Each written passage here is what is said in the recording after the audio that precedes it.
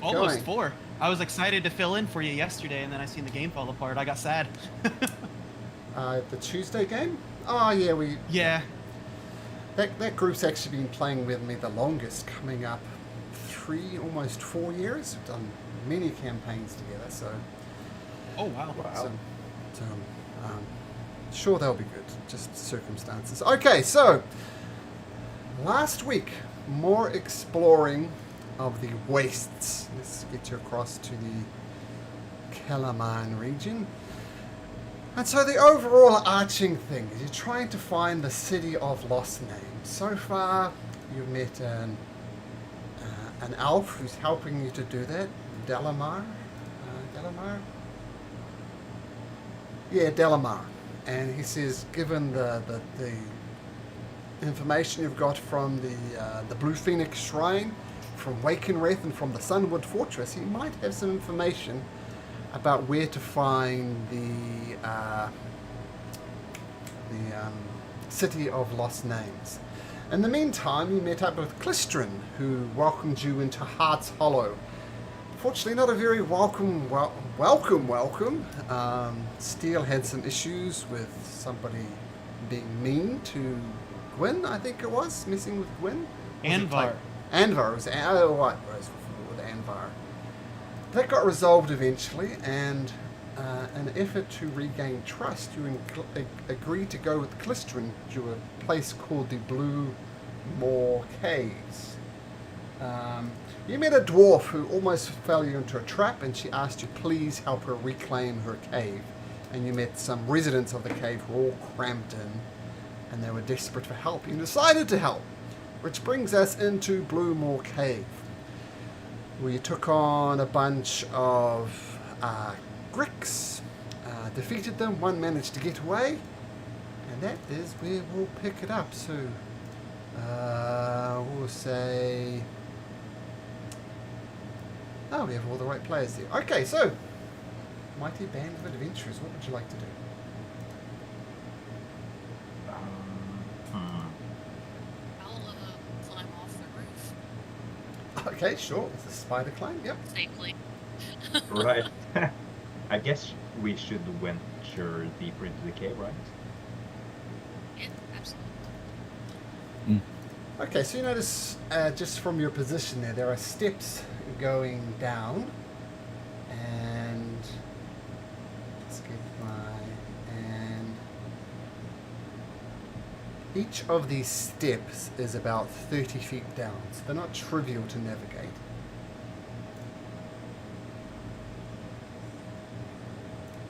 Oh, that's fun. So that's 30, 60 feet down, just those two ledges. Mm-hmm.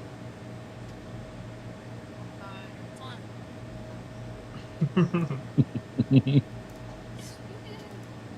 Oh, easy with spider climb, I'll of course. stay behind the Guess I'm gonna tell Clistrin to come on, Clistrin. Right. Keep up and keep an eye on these holes for these fang worms. Okay. I'll stop where I'm at and say there's some big fella down there. If you guys want to take the time to climb down these ledges, I can try to help. Yeah, you can hear there is signs of activities there. Something's happening just below this ridge line here. Yeah, and it sounds like the type of language that you've heard Draconians speak before, so you know it's Draconians down there. And even without any perception check, it's easy enough. They're not making themselves quiet or anything. It's pretty obvious. So anybody that wants to come down the ledges, I can help. Steve will come down. How are you going down? It's easy for Gwyn, but it's a 30-foot drop for everybody else.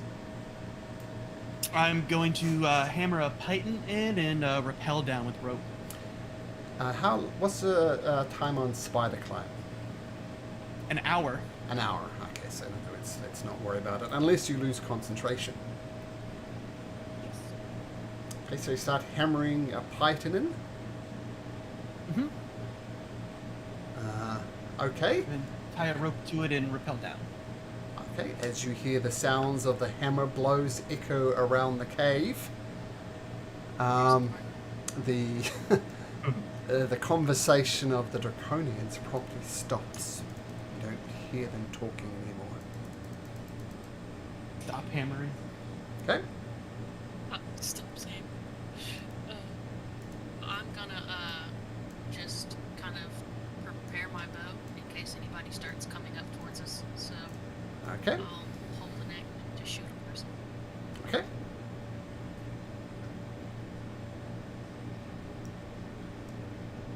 And Anvar, you were concentrating on Bliss, so say Bliss is probably faded. No, I'm concentrating on Shield of Fate for what's his face.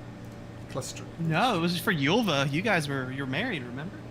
Oh, yes, the I bond. was, I've I was got, going to Warding Bond, yeah. but Warding Bond doesn't require concentration. Oh, yeah, I'll put a love heart on you, so you're linked by love hearts. There we go. Nice. It lasts for an hour, by the way. So Okay, so we won't worry about that or Spider Clan. Okay.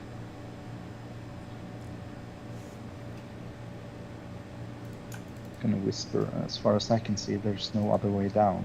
The other ways are just dead ends. I will attempt to rappel down. Okay, easy enough with a python on there. So on the same ledge as McWin now.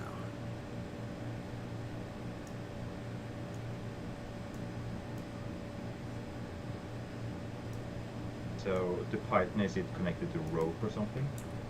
Mm-hmm. Well, would you like to try to get down, Ilva? Such a gentleman letting her go first. Hopefully she can also tank.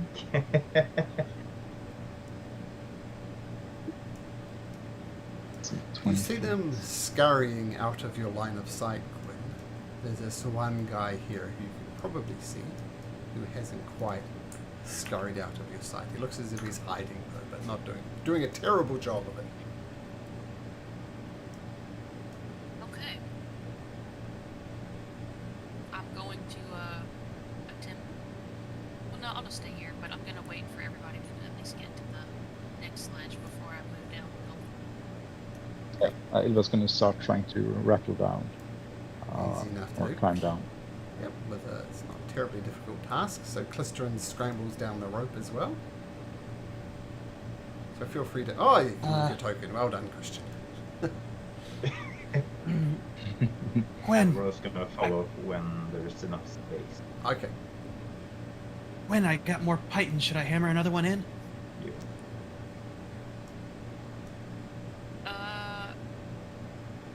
Go for it. I will secure another python.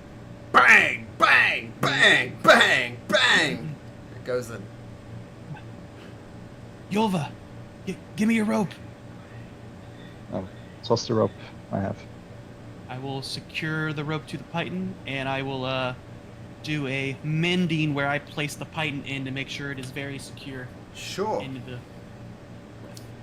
And I will rappel down. Rappelling and forward. And some creatures come charging towards you. Can everybody please roll me initiative? Any attempt at stealth has come up short. Really? Just You feel rather safe back there, though. Oh, I forgot to. I think Bulb's Oh, character ah! has to be confident. How do you want to do this? Wrong button! That one! Roll for initiative. Thank you, Riley. Baldur's Gate 3 has you too confident. Yeah, it's true. What settings do you have it on? Like easy, need some normal, assistance and, tactical?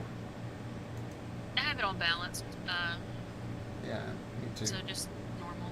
I think Yeah, the mine's unbalanced too. I think the tactical one is like rules as written. Oh, is it? Oh, okay. Yeah. My balance says no.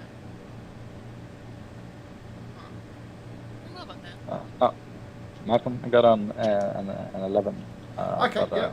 Since I don't have the D&D Beyond 20 extension, it doesn't get added. So Sure. Yep. I need some. Sorry, my API script isn't working. You manually roll initiative. How rude. Just have a macro when I can select. I tried to look up if I could. Mhm. I tried to see if I can add an extension to my Chrome on my mobile, but it doesn't seem like it's possible. Probably not. No. And sorry, Eva, what did you roll? 11. 11.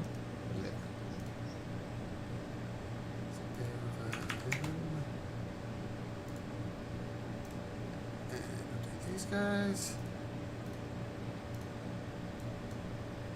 Okay. Okay, so they had a prepared action for when people come through, and you guys had a prepared action as well. So this is all happening at the same time. How do we resolve everybody with a prepared action? We do it in initiative order. So, a Draconian lets out a guttural roar, and he's going to charge up here. But he takes his dash action and gets to there. That will be his entire action, as he's looking to scale up the side of the wall there. You know, there's big claws on his thing indicating maybe it's not going to be too hard to go up here. Steele, you're quick to react as this Draconian appears. What do you do? Bonus action Blade Song. And then I will throw a firebolt at him. And sorry, you're on the roof, Gwyn, still? Yes. Yeah, so you're 40 feet up there on the roof, so there's room underneath you. Firebolt comes out. The Draconian sidesteps it, no problem, as it crashes at the far end of the cabin. Rappy will take the dodge action, and that will be my turn. I'm gonna make Rappy actually. Yeah, that's fine. That's fine. Okay, another Draconian uses a dash action, rushes forward, and looking is about to climb up the side of it. Anvar, you're up. I didn't have a prepared action. It's fine. Just It's fine? We're just doing normal initiative order, so feel free to take a turn. Alright, cool. In that case, I'm going to just cast Ray of Frost against, I guess, this one. Can I see him? Yeah, you can see him. Yep. Okay, cool. Sure, I'll do that. Okay, Ray of Frost. Wow, nice. Natural 20! Natural 20! And That's his black collection.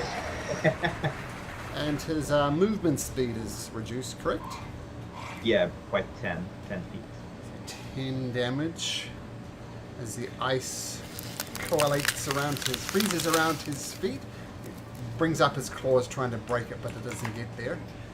And I'll just put a -10 and blue dot for Frosty. There we go.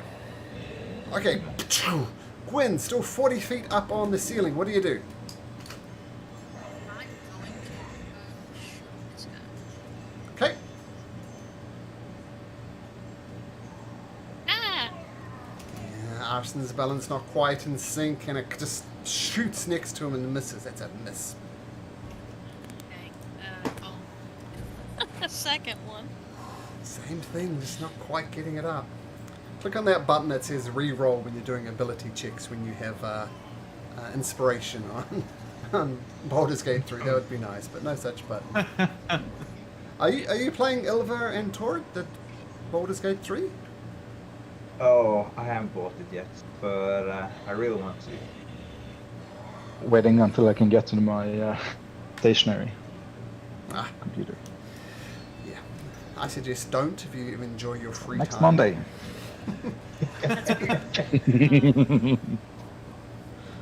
Okay, Gwyn, 2 false shots. Do you stay in your currently perched position, or do you progress further into the cabin? Yeah. Stay there. I'll stay where. Okay, you hear some flapping of wings, Gwyn.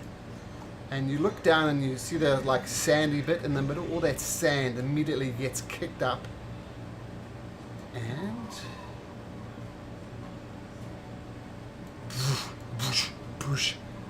this massive draconian comes and gets right next to you. So this one is also 40 feet up in the air. Had to take the dash action to get over there, but it's right up in your space. Ilva. Boy. Time for something stupid. Yeah. Yes. She's gonna grab her pike and go running off the cliff and jump with it, Link style, just gorging this thing, trying to climb up, and hoping he is gonna break my fall. So where were you before? So I was looking somewhere else. You're just behind Steele? And There. you're jumping off the 30-foot incline over here? Yes. right All on- right. On top of this guy. More jumping. Jumping Where's up Lud at? things. Maybe we should Yeah, change your it's team missing name out. or group name. Okay, so Divers. I'll tell you what. Make your first attack at advantage as you plummet down, leading with your sword. Let's see. I'll do this with my pike. Let's see. 19. 19 does hit the draconian. Oh yeah, let's see. Advantage. Yep. 15. Yep. 15 damage. 15 damage. Let me just move you to the side. Okay, so you completely skewer and splat the draconian as you land on it full force. It dies under your weight in a bloody massive goo. Full platinum and plate armor is no small thing. But of course you land with a thump. Roll me 3. I'll roll 3d6. I get to roll the damage. You take, what's that, 9 points of bludgeoning damage as you land on the ground. And 30 feet is quite a way to fall, so make me a dexterity save, DC 15, to maintain your feet, otherwise you're going to land prone. Okay. I'm gonna land on my butt. Yeah. You land on your butt. Okay, boom. So I used. Yes. Yes. So that's 10 feet I used, and then I'll use another 15 feet to get up from prone. Sure. So that's 5 more feet. But I think beneath the large winged guy down on the floor, there's another draconian, wasn't there? Yeah, we'll move him to the side. There we go. And just while we're at it, Oh yeah. Yeah. you take 4 points of damage, Oliver. And Anvar takes 4 points of damage. And Anvar, this is the funny thing with the reduced? warding bond, Oh, you yeah. need to make a con save. Because you are concentrating Yeah. on it. But Is is it it reduced by 2? It's reduced by, isn't it half? He's Or- resistant. Yeah, he's resistant. So he takes Like it just 9. happened. Yeah, so round it down, 4 each. Or And each? make Or yeah, okay. and make a con save. Oh. And I use my reaction to ward his damage. I'll ward his damage as well. Sure. Oh yeah, that's what we're doing. We're doing the warding bond. Yes. So that's why you both take 4. Well, it's not connected to the warding bond, but it's to my feet, I think it is. Wait a sec. Protective ward. Yeah, it's part of this. Oh, it's this another thing. Okay, sure. Yeah, it's another thing. It's when you're a creature, see within 30 feet, if you takes damage, you can use your reaction. But I guess he's further than 30 feet away from me at the moment, isn't Yeah. he? We just dropped 30 feet, so at least 30. Yeah. Yeah. Yep. Yeah, but it's still within 60 feet of me. That's the most, I guess. Or maybe. I need to stay within 60 feet of the boarding bond, I guess. Yeah, I guess you aren't. Okay. Anymore. I'll. Which you aren't. No, I think I'm still on. Well, he's 90 feet Oh. above you, at least, or 60 feet. So. Oh yeah, that's true. 30 feet drop 30 here. up those. That's Oh, true. well, I guess Yeah, warding bond is I'll no take- longer active because you moved away from it. No, Ah, the spell sorry. ends. Oh, okay, yep. So, net effect after all that, Oh. 9 points of damage, Ilva. Yeah. Okay, but you Okay. regain your feet. And do you have enough Yeah, movement to get and the I'm other one? gonna do with the reach. So Okay, I'm gonna sure. attack from where I'm standing, and I'm gonna do decisive strike, I guess. Yeah. So I will do this one with advantage.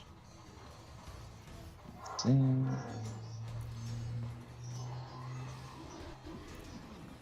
That's an 18. 18 on that guy. It sure does hit.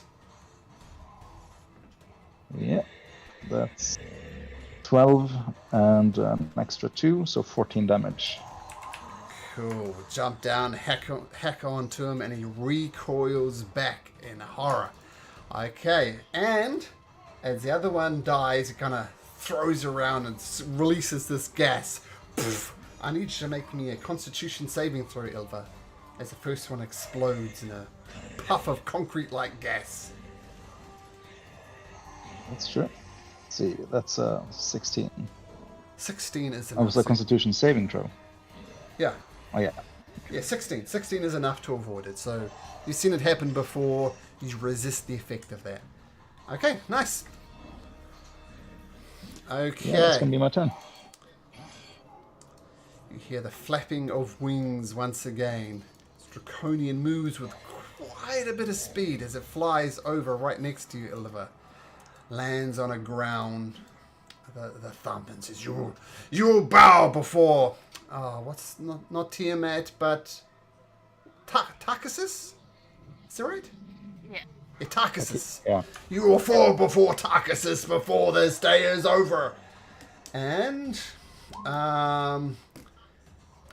it swings at you with its nas. Have you guys seen these big guys before? I don't think we have. Well, this is what they look like anyway. Oh, yes. And with a massive serrated sword, he cuts it across your chest, rolling a 25 for 20 points of slashing damage, Ilva. As he hacks into, cuts into it. Comes back with the same serrated sword once again, slashes it across your chest. This time rolling a 9, you manage to dodge out the way.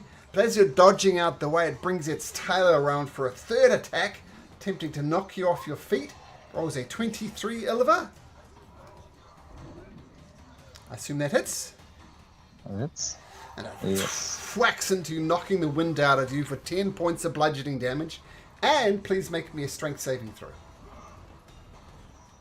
Oh boy. Oh, all of the things. Jeez. All of the things. Let's see. Yeah, that's Oh. 27. Yeah, I'm watching it on D&D Beyond feed thing. So it whacks into your chest. You still take 10 points of bludgeoning damage, but you maintain your feet. Okay, and he gets ready to bring up his serrated sword one more time, but that's the end of his turn. Another...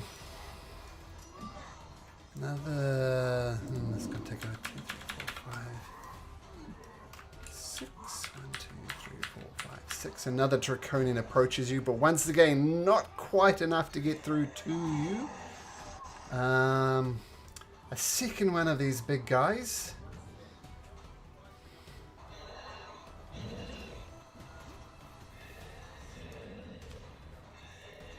Is going to come flying over this lower battlefield.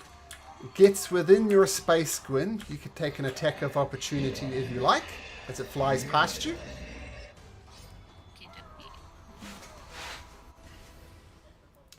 Paching! Just parries it with a serrated sword. Took its dash action to get you, but it is, I think... yes, has landed right in front of you, Anvar, just getting ready to smack you. But that's its turn. It took its dash action to get over there. This guy, 1, 2, 3, 4, 5. He gets close, but not close enough to attack. This last guy. Oh, he's all the way over there. 1, 2, 3, 4, 5, 6. 1, 2, 3, 4, 5, 6. So they'll come rushing up into position. Now, I forgot to give Clistrin a turn in the initiative order. He's in there now. So he's just going to take a shot at the one on the ceiling next to Gwyn. Oh, and Plod. Oh, Plod! Oh, the MVP! How could I forget him? So Clistrin hits with his longbow, and the one right in front of you, Gwyn, flying, takes 5 points of damage. I'm coming, Gwyn! Where is Plod? Oh, he was hiding up here. That's why. So roll him into initiative now, and we'll give him a turn right after Aura, then we're back into the normal thing. So Aura, what does Aura do? Okay, I have a question for you, Malcolm. So, as a reaction, familiars can cast spells through them. So, for my action, would I need to ready that spell and then cast it on Or's turn, or how do you rule that? You wanted to cast a spell through Aura. Is that right? Yeah, cause find familiar. It's a wall of text, but at the very end, it says that as a reaction, you can as using the familiar's reaction, it can deliver a spell with the range of touch. So I didn't know if I would need to ready that on my turn to then have or transfer it, or... As long as Aura was in the range to touch something, then it's fine. Okay, perfect. So, Aura is going to fly down to Yulva, land on Yulva's shoulders, and deliver a Cure Wounds to Yulva, or... On your turn. When you cast a spell. So, slight technicality, but on your turn you can do this. I don't think it'll matter. Okay, on my... Okay. Yeah. So it's getting Well, ready. no, that changes, because I wasn't going to Cure Wounds if... I wasn't sure if it was, like, Aura's turn to cast it through, or my turn. So that changes a little bit what I'm going to do. Aura will just fly up to the one, slapping at... Getting ready to slap at Gwen, and give help to it, and then fly back to Rappy. Okay. I'll save you, Gwen! And he's going to take a shot at the one flying on the ceiling next to Gwen. Gets out his short bow. Game on, motherfucker! And he fires. Ah, natural 20! Yay, Plod! So, beautiful shot right between the eyes. And the creature tries to bat it away with its serrated sword, but Plod... Ah, damn it. Plod is too quick. So 9 and 5, 14. Okay. Draconian looks slightly hurt, but... Oh, let me check something, actually. Nope. Okay, so... crashes into him. Now Aura went. Now another Draconian. It's going to move into this Draconian space. It's going to attack Ilva at disadvantage with a short sword twice. At disadvantage, first roll. 16 bounces off your armor. Second swing. A 10 bounces off your armor. Then takes a step back. Ilva, that's technically an attack of opportunity, so feel free to take a swing. Yeah. Let's see. I'm just gonna double check my reactions. Yeah, I'm gonna take it. Okay. Oof. Shouldn't have. 11. 11, that is a swing and a miss.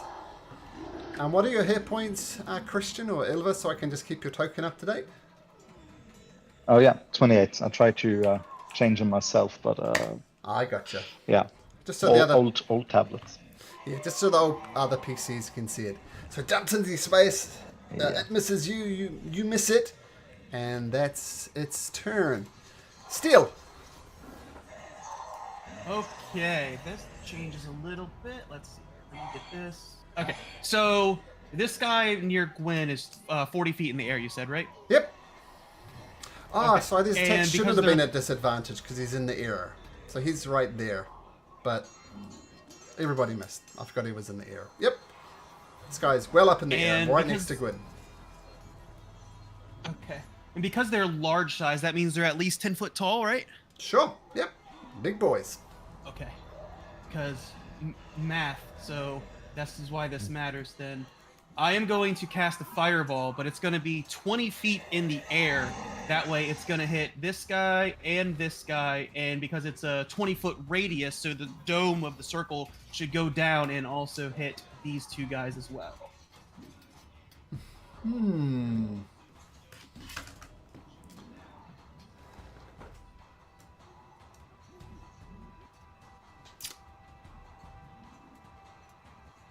so it should hit Yay, all. physics. This Yeah, guy's 40 physics. feet. We gonna physics this up. I mean, this guy's 40 feet up, but they're 10. But he's 10 foot tall. So if I cast it 20 feet, that means it's gonna hit him, because 20 plus 10 is gonna smack his feet. Yeah. Toesies. Matt So, for the win. He did Matt. well, this, as you discovered in a different campaign, dragon fireballs don't go in a circle in confined spaces. Right. It's gonna bounce. Yeah, I'd say that the two smaller draconians for sure. The big draconian up here, sure. But because the one at the bottom, I'm not so sure about this guy. Tell you what, we'll leave it to fate. 50-50. Okay, fate. 1 to 3, it hits him. Ah, there we go. All of them hit. Okay, so roll some damage, and we'll do some All right. saving Dex save first. of 60. Okay, we'll do the two big boys. Big boy to the north first. Ooh. What was it? Mediocre 1? fireball damage. 12. So both of those big boys both take the full damage. So 26. And 26. And then the two smaller ones. Sticks. Or one of them succeeds, one of them fails. So this one just gets incinerated with a fireball. And it was... what was the other one? Was this one over here, wasn't it? Yes, it was. Let me. Where's the? Yeah, he made it. Yeah, he made it. So he It was takes right there. 13 damage. Okay, nice fire spell. Nice. Did the one by Yulva get anything? Oh, no, because if this is no, Okay. no, that one's not effective. fine. The angles are just too much all of a sudden. Okay, but one of them gets incinerated. Yep, nice. I will then scream out, "Yeah, I'm the one you should be worried about, you bastards! Come at me!" And then I will do a bonus action for Blessing of the Raven Queen to teleport. Poof. Okay, out into the open. Nice. And then Rappy will jump down and follow. Just jump down and get the not or. Rappy will jump down. I'm guessing he needs to make a save or something, or take the 30 damage, and then right there by the one next to Yulva. Well, if Rappy jumps down, he takes this much bludgeoning damage, 10 points of bludgeoning damage, and make me a dexterity saving throw, DC 15 for Rappy. Yes, Rappy. Here we go. So determine if he lands prone or not. Nope, lands on his butt. Plus his 15 total, because it's also plus my proficiency. Sorry, Oh. 10. So what's the total? Grand 10 total? total. 10 total. 10's not 10. enough. So he lands on his butt. Okay. Does he get up? Yeah, he'll get up. Okay. So 10 damage, okay. Yep. And that is my turn. Okay. Oh, he'll take dodge action and then, yeah. Okay, great. Plod says, "You like that one, motherfucker? Take another one!" He fires his short bow. 18, another hit. 9 points of damage on the one flying next to Grin. You like them? Ha! You want some more? Okay. Okay. That one's dead. Anvar. This massive creature right in front of you, looking to rend you piece from piece. You saw the damage done to Gwyn. Maybe Anvar can't survive such a hit. What do you do? Oh, sorry, damage done to Ilva. Sorry, Ezra. So, Gwyn is 40 feet up in the air, Yeah. but I'm 30 feet up in the air as well. So she's 30 feet away from me or something. Is that right? Something like that. Let's get perspective. So there's a 34. Oh, sure. She's about level with you, we'll say. Okay, cool. I'm going to use my action to twin cast haste, and I'm going to give it to both Gwyn and myself. Oh man, oh, your little love heart is broken. Oh no. Oh no. Where is Ilva? Oh, he's under there. She's under there. Okay, so who are you casting haste on? I'm casting haste on Anvar and on Gwyn. Oh, I caught your haste, so you twinned it. Okay, great. Yeah. I have a haste icon now. For the adrenaline pumping through you, both of you, as haste is cast. Okay. That's your action and bonus action, I think. Yeah, I think I have another action now, right? So, seeing this guy, I think I'm going to take the dodge action. But that also means that the guy next to me is losing his Shield of Faith. Okay. Shield of Faith. Yeah, goes I'm just away. gonna dodge. And you take the dodge action. Okay. Looks like he's keen to rip your throat out, so dodging is probably a good idea. Yeah, that's my thoughts. Gwyn, you feel adrenaline pumping through your system, ready to be hasted. What do you do? Is this guy on the ground or is he by me? I can't see it under my name. This guy here is right next to you, just flapping in front of you. Alright, in that case, I will, swing a short sword at... Jesus. Actually 14. flew away from him if you wish to use your bow instead. Yeah, that's a good point. Okay, you have 3 attacks if you just want to swing it in with your short sword. With your hasted action. Well, is he? Do you have advantage on it? Since, Oh, yeah. Yeah. Or Yeah, roll that. Roll that one again. Thank you, Christian.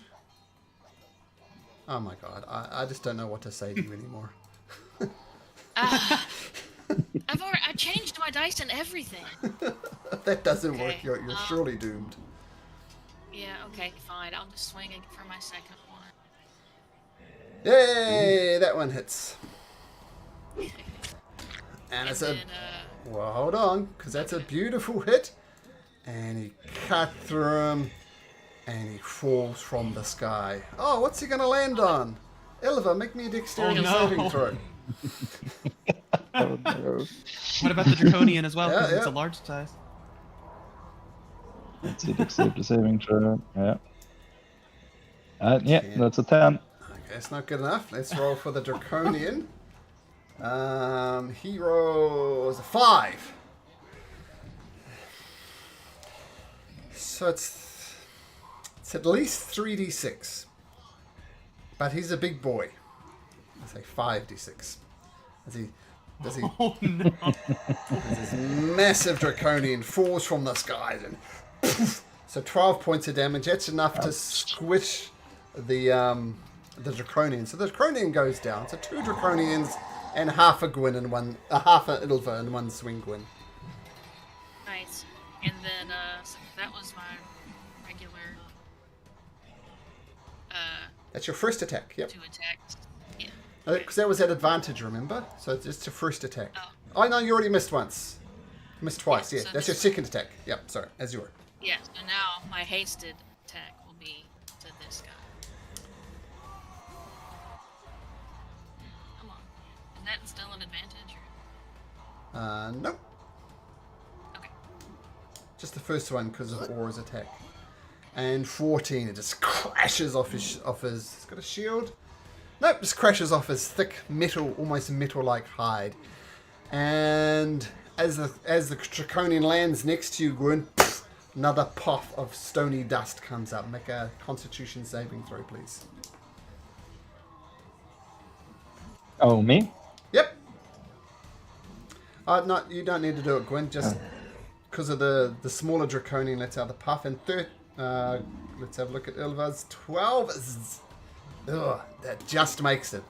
So you avoid coughing in the dust. As the big draconian lands, though, and we'll get to the end of your turn in a second. We just need to resolve this.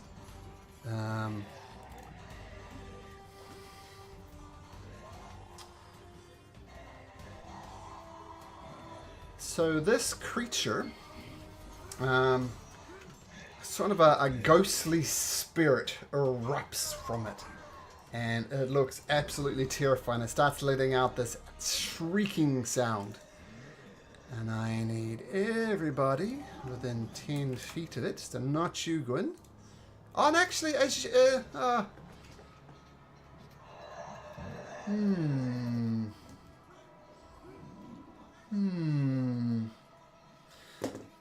I'm going to take it back. Take those 12 hit points back, Ilva. Because it doesn't actually fall. And the Draconian doesn't. But as you hit it, Gwyn, it crumbles into dust, and that its dust forms a spectral, shrieking image of Gwyn. This spectral, screaming image of Gwyn, who I'm going to put on a Gwyn token for this. So the creature that killed it, it takes on the form of that creature. And you see an image of Gwyn here. And it looks ghostly, it looks terrible, it's absolutely terrifying. And I need Gwyn and Orr to both make me a wisdom saving throw. Question, is it 40 feet in the air with Gwyn? Yes. So probably not Orr then. So then, Orr, yeah. Okay, Gwyn, despite this horrible visage of yourself screaming, you manage to shake it off, but you still see a vision of yourself there. Okay, Gwyn, as you were. Okay. That's crazy. I mean, I guess. No, I mean, I guess that was it, because, I mean, I did my last shot and I missed, so. And you stay clinging to the ceiling there? I guess I'll, Oh, that's not very good. Okay, just scurry up that wall a little bit. Okay, perfect.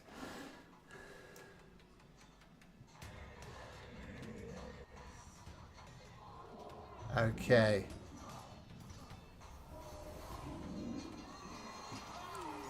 On the ground, Steele, you see a little creature bury up from the sand, looking very much like the Greek that you have seen up the top.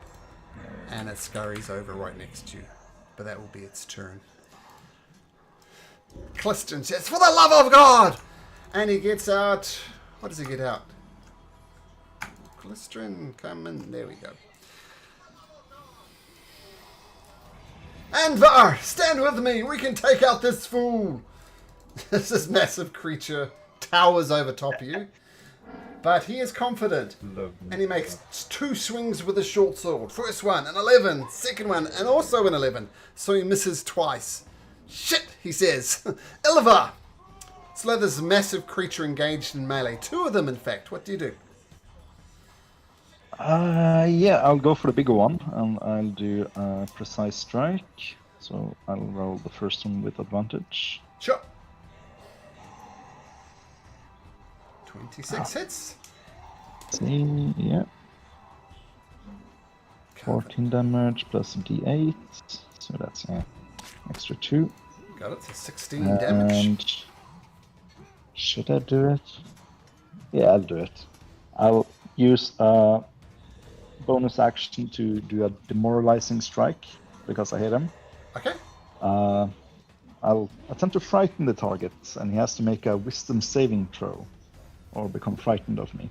Okay, he's not immune to the fear condition, so wisdom, he rolls a natural 20. Natural 20! Ah. Natural 20! Oh, what? That was my one defensive bonus action, so yeah. Yeah, I'll attack him again. Sure. Now that's 17. 17 does hit. Oh, that's... And, yeah, that's 12 damage. Got it. And yeah, I guess this is time action surge. And yeah, hit him again twice. Okay, first attack, That's a 16. hits. And I Yep, assume you're going to do and more than this final 3 points of one. damage. So Yeah. well, the first action surge attack hits him. Yeah, And and 14 damage. yep, that takes him down. Whoops. Yeah, and I guess I would have used my final attack to attack the final draconian nearby me, but Well, not quite yet. I rolled a 10, so. Okay, so that one misses. Oh yeah, that's true. It disappears, and this ghostly mirage of Ilva appears in its place. Once again, the ash from where it gets destroyed takes on the form of you, Ilva, and this horrible ghostly apparition arises. And hostile, so that would definitely be Rappy and Ilva. Both make me a wisdom saving throw. Wisdom. Let's see. Oh boy, that's a 2. You And are, a 7. okay, you are both frightened of this visage of Ilva. So keep that in mind. Can't move closer to it, and anytime you see this visage, you have disadvantage on your attacks. Okay, is that your turn, Ilva? Got it. Yes, or no, I still have a movement, and this kind of fits into it. I guess she's gonna be so frightened she's gonna try to just climb away. Sure. Yeah, she's gonna use all her movement to climb back up. As you I guess climb I'm gonna back take up. an opportunity attack. Yep. I'm gonna take a swing at you with a short sword. Ooh, another natural 20. Natural 20! Natural 20! Terrible roll on my natural 20 though. Only 6 points of damage. Could have been higher. Could have been 11. Would have been the next one. But 6 points of damage. Okay, and you scramble up here. I can move your token like that. Yeah. Okay. And you don't get a saving throw yet, but it'll be at the end of your next turn. You can re-roll your saving throw. Okay. Before the Draconian comes, another creature emerges from the sand. This is also a Grick, but it's somewhat bigger Steele. Slides over next to you, but that'll be its turn. Okay,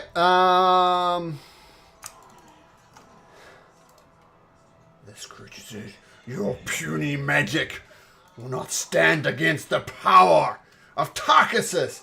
And he swings his serrated sword at you, Anvar, at disadvantage. What was it? Natural 20 and a 21. Oh, no. And a 21. Can't do anything against that. Yep, so Oh, no. 12 points of damage. I think, though, I'm going to use my reaction to try to reduce the damage. I'm going to use a second level spell slot to try to reduce it. Sure. So I'll reduce it with. Ooh, that's actually nice. So 12 gets 13 reduced points to of damage. 3. And make a Yeah, Constitution so 13 saving points throw. of damage. So how much damage No, do I take? He did 12 damage, and you rolled 9, so Oh, you then- get 3. You take 3 hit points worth of damage. Yeah, but it's 9 plus my charisma modifier, so it should be 13. Oh, 13. Okay, in that case, 0 damage. And you didn't take damage, so no Constitution saving throw. But it swings its serrated sword at you again. Rolling a 24 and an 8. So that's going to miss. Oh, nice. Then out of sheer frustration, this puny wizard is standing up against this might. Swings its tail at you. Once again, a what does it go for clustering? It's really annoyed at you on a 5 to 6. It attacks clustering. No, it's still annoyed at you. Swings its tail. At disadvantage, rolls an 18 and a 15. So 15 Yeah, so- misses. Yeah, I have 18 now. 18. Wow, that dodge action. Because if you had dropped haste, that would have been very bad for you and Gwyn. But you maintain it, so Yeah. all is good. There's just swinging, it misses, it's frustrated. Now, Steele, you're in a bit of trouble. As a Draconian, That's fine.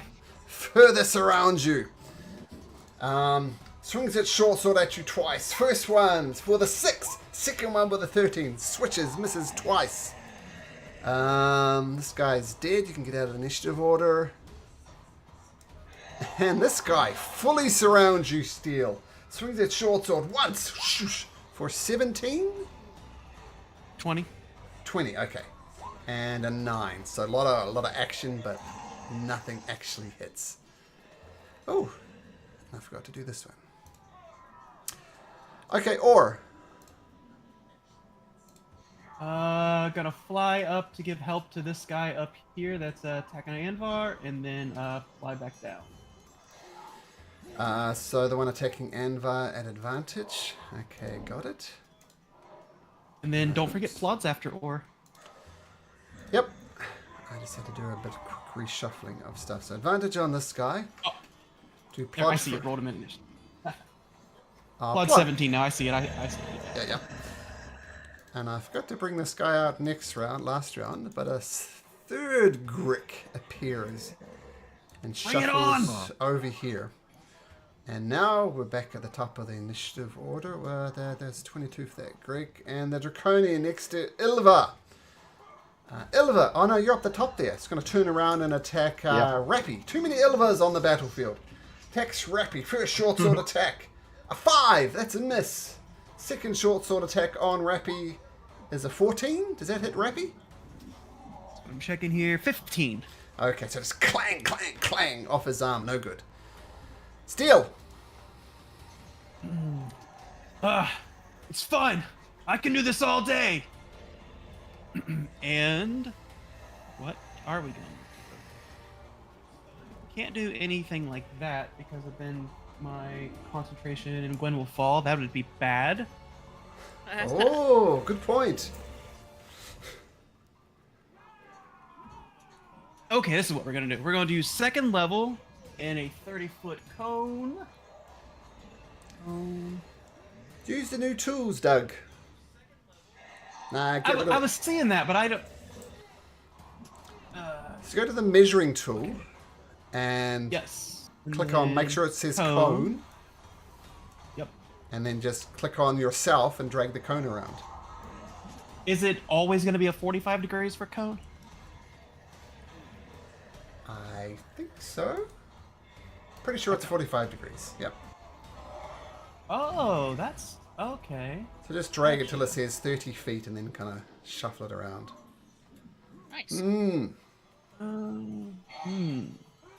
That's much easier than the rotating, dragging stuff that I was using before.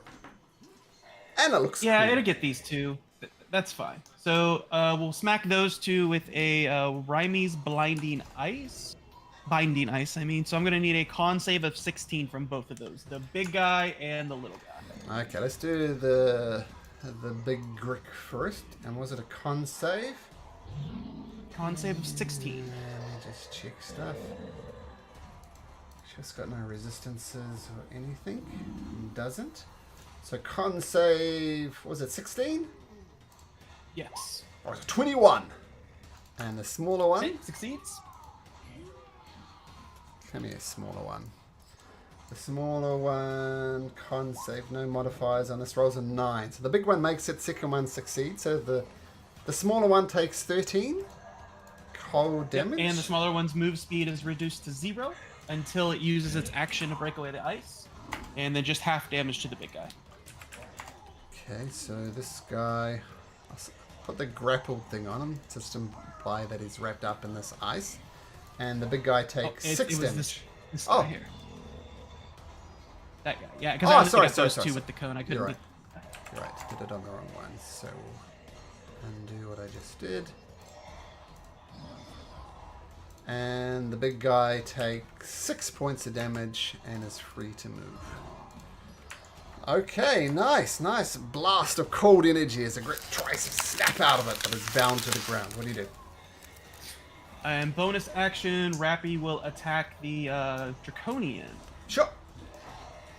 at disadvantage Yep. because he's frightened. So first one and second one.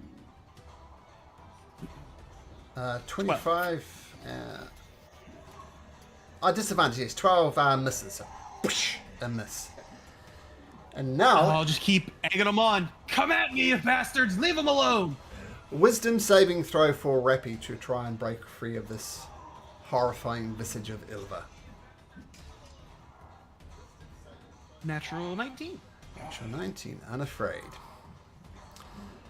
Okay, that's your turn, Steele. Plod.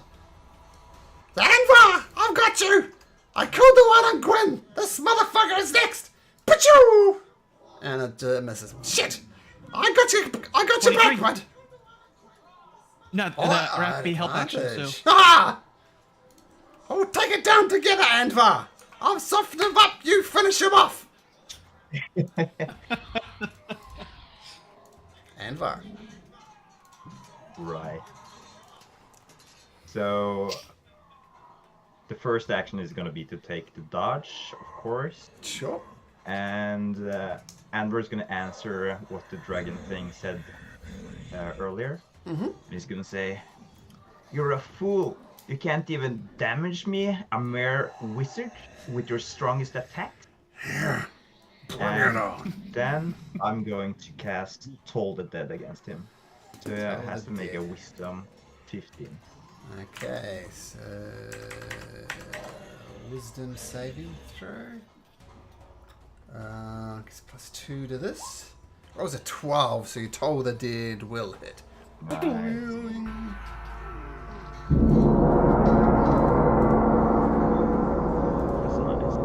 That's nice. Ooh, that's great, Toll the Dead. And Anvar's gonna give a little smirk to the Dragonborn thing and be like, "That's how we do damage." It's just holding its ears. Ah! Okay, so you have another action, I believe. Oh no, you took the dodge action. No, those were the two, yeah. Okay, and Or sounds- actually, I didn't cast a spell. Maybe I'll use my bonus action to cast a spell. How far away is Steele for me currently? at least 60 feet. Okay. Please 60 feet. Yeah, no, she's too far away. I can't do anything. Okay. I think I'll just I'll use a first level spell slot to. No, never mind. I don't have that spell anymore. Never mind. I'm done. Rip. Okay, Gwen, still spidering up on the ceiling. What do you do? And this guy's down on the floor with Anvar, correct? That is correct. Yep. Okay, cool. I'm going to shoot at him. I'd say it's like about 10 feet below you, so just a regular shot, and that hits. Nice. Huh? 24. Ooh. Ouch. Does the Rips sneak attack into his apply? back. And You're Yeah. standing next to it. Oh, that's so. Ooh, nice. And then I will do my second shot. First, let me uncheck. Sneak attack. Nice. Okay, Bixby's dice were the way to go. the creature disappears in a cloud of dust, leaving another version of Gwyn right there. And Wisdom saving throw, was it? yeah, and I think you'll be with this one, Gwyn, as well, as you're just hovering above it. I think that's probably within 10 feet. So Gwyn, you're fine. Anvar, let me check the DC. Okay, no, Anvar, you don't like the look of this. Oh no. You are frightened of this visage of Gwyn. And Clistrin will also make a wisdom saving throw. And he rolls a 17. Anvar! It's not real! Stand up to it! I can't hear you! As you quiver before it. Clistrin's good. Okay. I'll do my hasted action. I will shoot at this bigger group. Okay, cool. That hits, I think. think. Yeah, no, bounces off its armor. That just misses. Rip. Might be Okay. time to change your dice again. No, I can take one miss, and these dice are doing okay. I will climb down the side of the wall and be on the ground. Okay. So same place that I'm standing, just I'm no longer 40 feet up. Okay, we'll take that 40 feet marker off you. Okay, still hasted, still spider climbering. I speak English goodly. Okay, this Grick that is bound in ice and unable to move is still going to attack you. That's just it. Movement 0. Is that everything? Doug? With the rhymes binding ice? Yeah, just movement 0, and until it uses its action or another creature uses an action to break it free. Well, it's going to use its action to bite you with its tentacles. Rolling a dirty 20. That a hit? Okay, 11 points of slashing damage. So it wraps around you. Oh, Gwyn, might have been a wise move. Make a constitution saving throw, Steele. This is to keep my spell, right? Yep. Which is spider I have climb. plus 11 to this. Oh, okay, you're fine. But then it grabs its beak. So its tentacles grab around you, and it drags its beak. It drags you towards its beak, and rolls a 16, so the beak attack misses. Natural And your daughter 20! approves of the natural 20. And this is why it's plus 11 to it, because I'm blade singing, so I get plus 5 on any con saving throw to maintain a concentration of spell. Okay. So I have normal plus 6, then plus 5. Okay, got it. Awesome. Clisterin uses all his movement to get down to there, climbing down the surface there. Elva, still frightened. What do you do? Yeah, I guess the saving throw is the end of my turn. It is. Yeah. I'll do a bonus action and use Second Wind. Okay.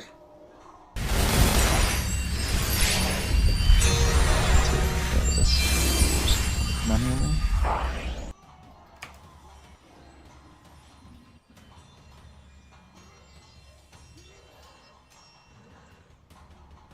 See, that's 15 back. 15 back. Okay, so you're on 43 now. Cool. Oh no, 37. 37. I've been keeping track. 37. Okay. And I guess I can't move back down. I'll try to throw a javelin at the one draconian standing down there. That's with disadvantage. Oh, you're back up on the ledge. Yeah, you're right. Yep. 15. 15 hits the draconian, even at disadvantage. Yeah. For 9 points of damage. It skews through the draconian as it. And Rappy. I need a Constitution Wisdom saving throw. This isn't considered poison, is it? Oh, sorry. Wait. Sorry. Let's have a look. When petrify. No, it's not a poison. So Constitution saving throw. Sorry. Oh, con. Sorry. Con. He has plus 5 to that, so 22. Okay, so avoids the petrifying condition as this thing explodes in a puff of gas. Okay, Ilva. Yeah, I want to go back down, but I can't. So, yeah, that's going to be my turn. But you can make a wisdom saving throw. Yeah, I can. Let's see. Round of those? And you, No, that's a 2. you can't. Okay, so still frightened, very un-Ilva-like. This massive version of the grit reels up over top of you, Steele. That's what fun things I can do with this guy.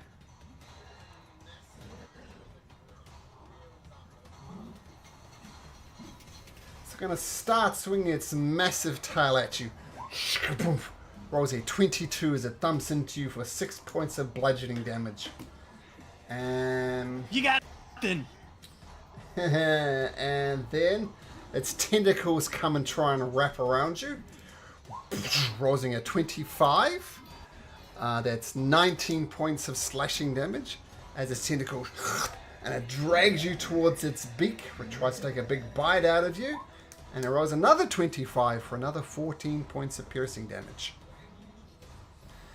And I think none of those you can fail.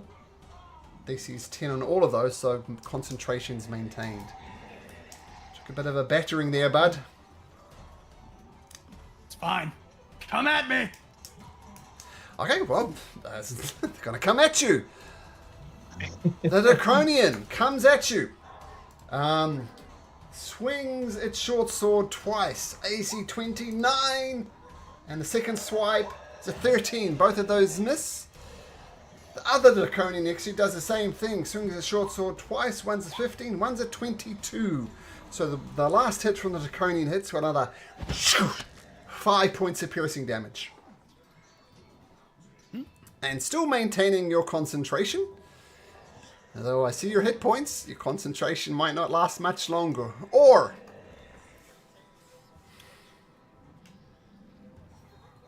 These spectral figures, do I get a sense that they could be attacked or no? I don't know. Okay. You can certainly try. Or is going to land on Yulva's shoulders and chill out on Yulva.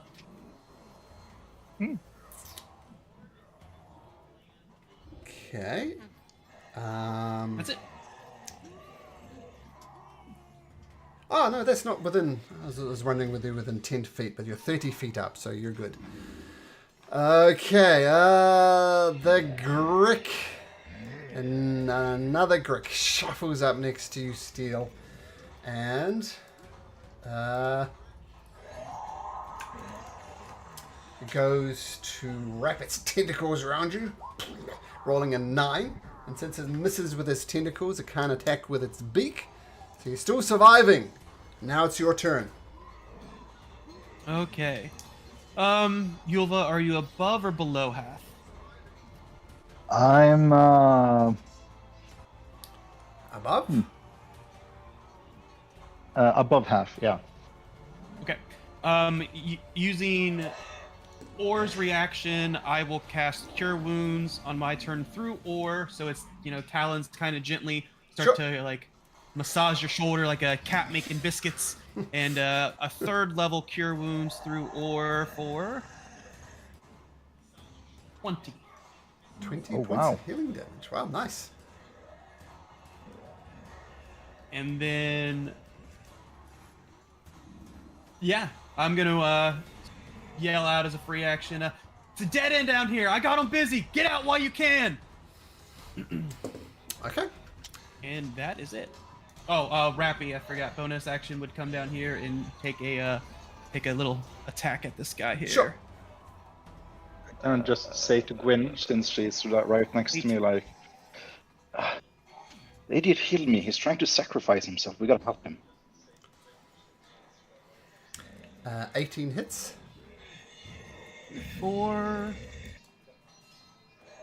10 force damage. 10 force damage. Okay, that's enough to kill the Draconian. That's actually a pretty good move. We're going to start with Steele, though. This thing explodes into dust. I need you to make me a con saving throw.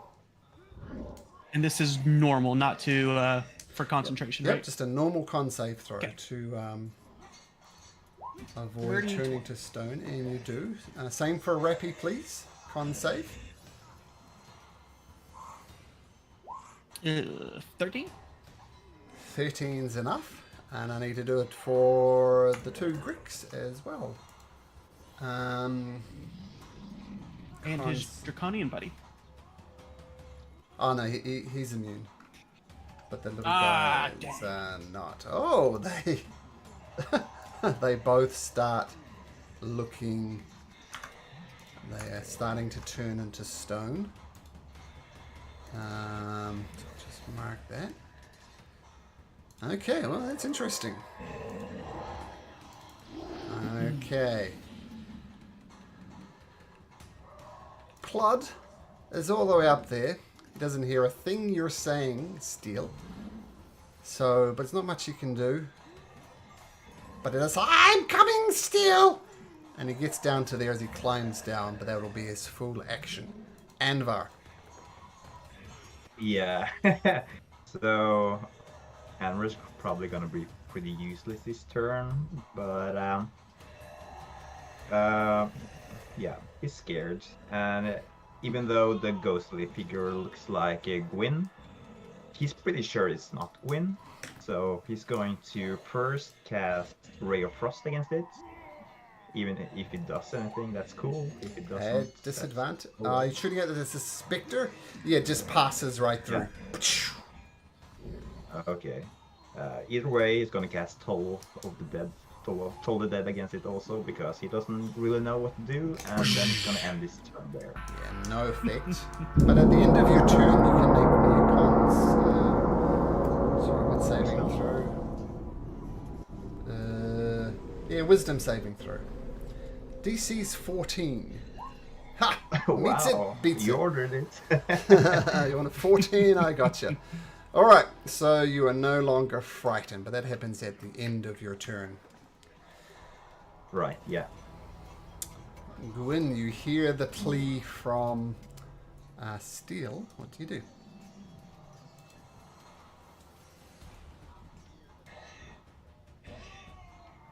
Okay, I am going to shoot at this guy. Okay. Big B's dice working once again. That hits. Oh, it didn't roll. Get the sneak attack, yep. So 17 damage. It thwacks into his back, but he survives. But he doesn't survive your bugs. Okay, Steele, make me another con save, please. Oh, I already got it, thank you. And the big guy actually needs to make it too. A con save? Or was it 16? Rappy so he's failed. Rappy's failed. Rappy starts turning into stone. Okay, that's your first shot, Gwyn. Yep, second shot to the bigger. Right? Okay. Second shot. This one pierces through its armor. 13 piercing. His arrows continue to fly like a machine gun. And then my hasted one. Against the big guy. Yep. That'll hit as well. So another 9 points of damage as arrows. And then I'll stay here. Okay, so with that, all the Draconians are dead. Just a big old Grix remaining. The one that's slowly turning into stone goes and attacks Steele. Reaches out with his tentacles. Rolls a 6. There's no advantage. Shows misses with his tentacles, so that's a plain old miss. Clistern keeps scampering down the cliffs, and he gets to the bottom of the cliffs with a dash action. He sees the ghostly figure of Ilva, though, and he tries to resist the effects, and he does. He's braver than that. Ilva! Yeah, so my question is, am I out of the effect range of this ghostly thing? Since you've made This your point save, of the- you're immune to it for 24 hours, so you're fine. Oh, I didn't make my Ah. didn't make my save. I'm Ah. two. No, you're still Bad. afraid of yourself. Yeah, but what I want to do, let's see, I'm gonna move. She's gonna mumble and repeat to herself, "It's not real. It's not real. It's not real." There. If I don't look at it, it's gonna go away, right? And what she wants to do is to take a 10 feet running start up there, and using the jump calculator for D&D, she can jump 20 feet horizontally with a running start. From Okay. there to... Could I do that? So you're gonna move there first like this, and then That's jump it there, over and, all these guys. No, sure. Well, for a start though, you'll definitely take this damage. Ooh, big roll. Oh, yeah. 15 damage. Yes. As you jump. Now let's see if you maintain your feet. DC 15 deck saving throw. Yes. Whew, 16. You do. So I can move your token so you land there, right? Yes. And let's see. When you jump, do you use movement, Uh-huh. or is it Yep. like No. okay? I guess I can't get much further, but I'm gonna dash and just try to get close to the others. Let's get close to Steele. I don't have action surge, I can't really do anything else, but Okay, I just removed this I draconian. do have a bonus action. Yep. I'm gonna do a bolstering rally on Steele. And what the hell are you talking about, Steele? You can't give up now. Come on, fight! And she is gonna give him, let's see, 1d8 plus 6. So 13 temporary hit points.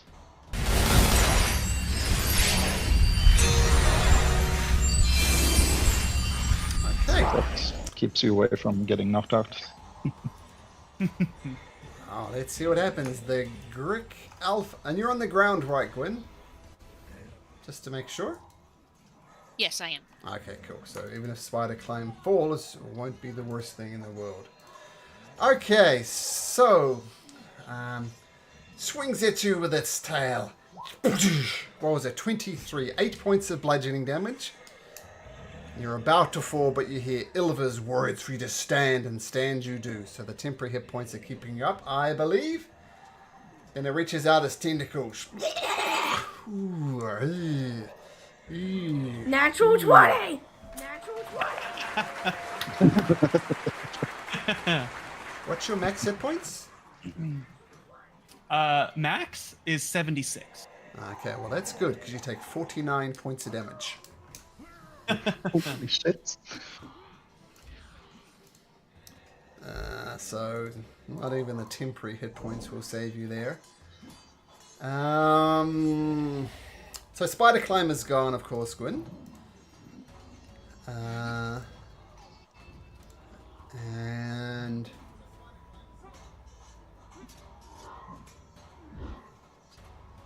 actually, that would be what it's do. I just need to double check the rules on this.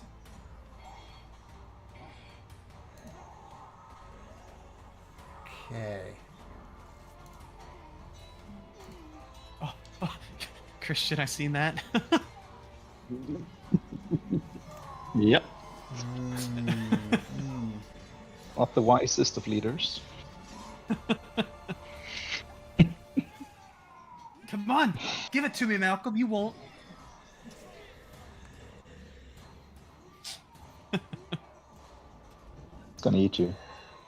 It's gonna eat you. Oh no. Well,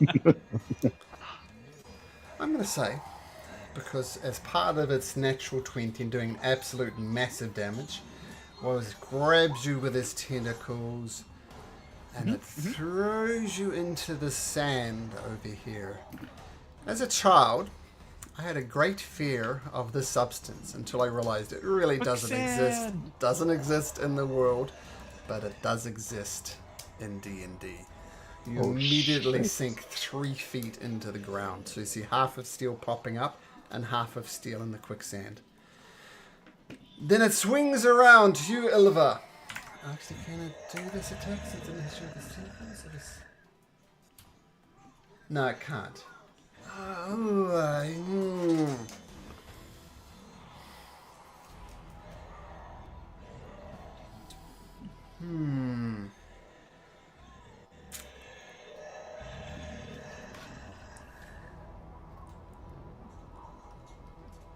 I can't justify it not doing this. As it grabs you with its tentacle and just slashes you with its tentacle, it brings you forward to its beak. And on the non-moving form of Steel Ironside, it's going to take a beak attack at advantage, rolling a 23.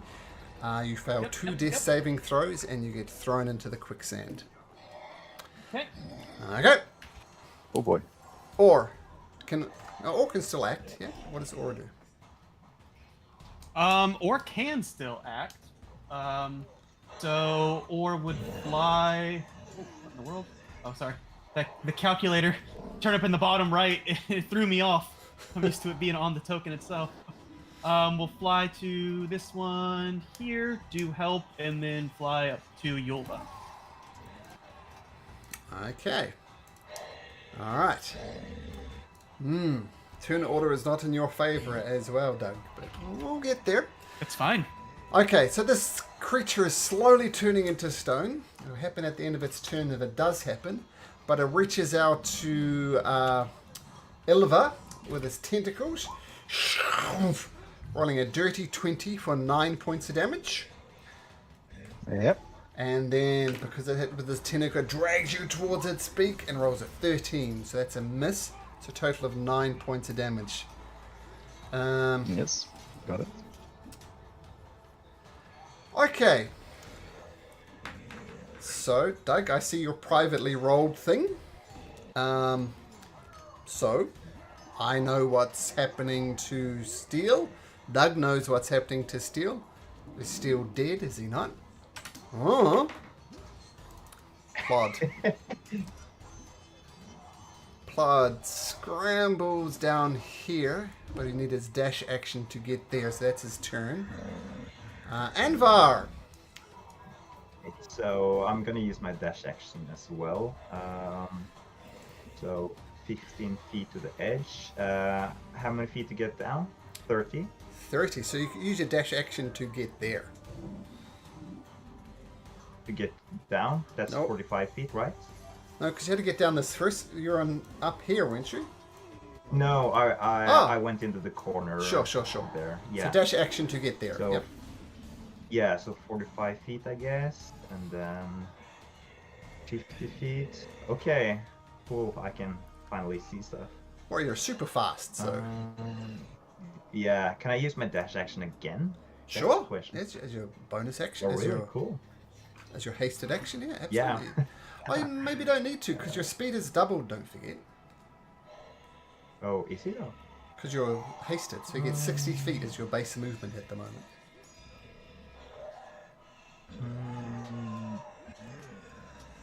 It doesn't say that in the description though. Isn't it? The speed It is just says doubled. I Third get an line. additional. Oh, there, right. So does that mean I have 120 feet shift movement? Aha, says Gwen. Your base speed is 60. Yeah, so when I dash it's 120. Yeah. So I'm going to say you used one of your movement to get here. So 60 feet got you here. So that's just Right. one movement. Yeah, used. I'm gonna go all the way down. Okay. So I guess I'll go here then. Yes, that's your two movements. So you still have one more action left as your hasted action. Is Steele visible to me, or is he beneath the quicksand? He's half in the quicksand, half out of the quicksand. So I can see him. You can see him. Yep. Okay. Doesn't look good, but Cool. you can see him. Yeah. I'm going to use distance spell, and I'm going to use a 3rd level spell slot to cast Cure Wounds. Can't be cure wounds since you can't. Oh, when you spell that as a range of Yeah. 5 feet or greater, it's a range of touch though, isn't it? Yeah, so it's 30 feet now. When you cast a spell that has a range of 5 feet or greater, it doesn't have a range of 5 feet, but it has a range of touch. Yeah, if you look at the last part, Oh, when you shit. cast a spell that has a range of touch, you can spend one sorcery point to make the range of the Okay. spell 30. I was hassling you for not reading the haste spell correctly, and then Yeah, that's I do fine. exactly the same thing. No worries. Okay, sure. Roll some dice. So, yeah, 3rd level, Cure Wounds. Here we go. Oh, yeah. Nice. You notice nothing happens to Steele. Oh. Okay. No.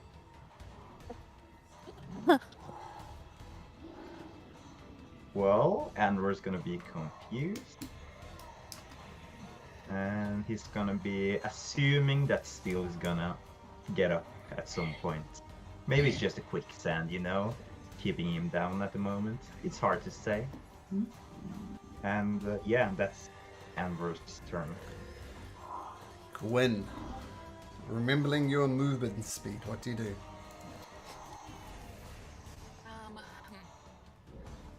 Still gonna try to take out the big guy since Ilva's right there. Okay. Okay, sneak attack will apply if you hit, and 19 does hit. There we go. Still. And your sneak attack is another 9. Ooh, okay, the big boy's starting to look damaged. 13 more. Okay, 9 plus 4 is 13. Okay. Thumps into its side, still up though. Next shot. Choo! Misses, flies past. Hasted shot. Hasted shot hits. Oh. Oh, that time it did turn on Steele. Okay, so 8 points of damage from the last shot. Got it. Poop. Okay, once again, like a machine gun. And do you stay where you are?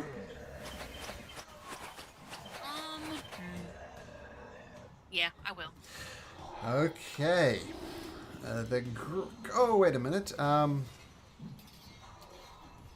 no, it's their first turn since turning to stone. Okay, this one is going to attack Ilva, still encased in ice, and is going to attack the tentacle. Shoots up. Rolls an 11, so that one's going to miss. And can't do its tentacle, now needs to make a con save to break free of the stone condition. And it does. So just dust flies out everywhere. It is free. Okay, that's its turn. Clistrin takes out his bow, aims at the big boy, a little short, long bow. First shot, misses. Second shot, misses. More arrows flying everywhere. Ilva, still terrified. What do you do? Yeah. How does the range of that thing work? Am I still frightened if I'm outside of that 30-foot radius, or? Yeah, the 30-foot radius was when it triggers to see who's triggered in that range, but now you're plain old scared still. Yeah, I guess I'll try to attack the big one with disadvantage. Okay. I'll use my last precise strike to turn it into a normal strike. Okay. First hit at least. It's a 21. 21 hits. So that's 13 plus 1. 14 damage to it. 14 is enough as you hack through it. Lets out a terrifying scream, then collapses. And she's gonna just manically turn to the Grick next to her and try to stab at that one. Straight roll again because it's had advantage, so cancels out. Oh, it cancels out. I was a natural one anyway, so on the first one, so. Yep, okay. Yeah, and for my final thing, I'm gonna do a commanding rally on Gwyn. And just yell out and ask for her to get these Gricks away, so she can take use a reaction to attack and add a d8 to the damage if she wants. Nice. Okey-doke. You're taking obviously a smaller Grick. That hits. So roll a d8 on top of that. Which one are you attacking? This one. True, yet more arrows fly from Gwyn. Thumps into the creatures. But it oops. It's still up. Okay, nice, Ilva. So took out the big one, rallied Gwyn. Okay. Or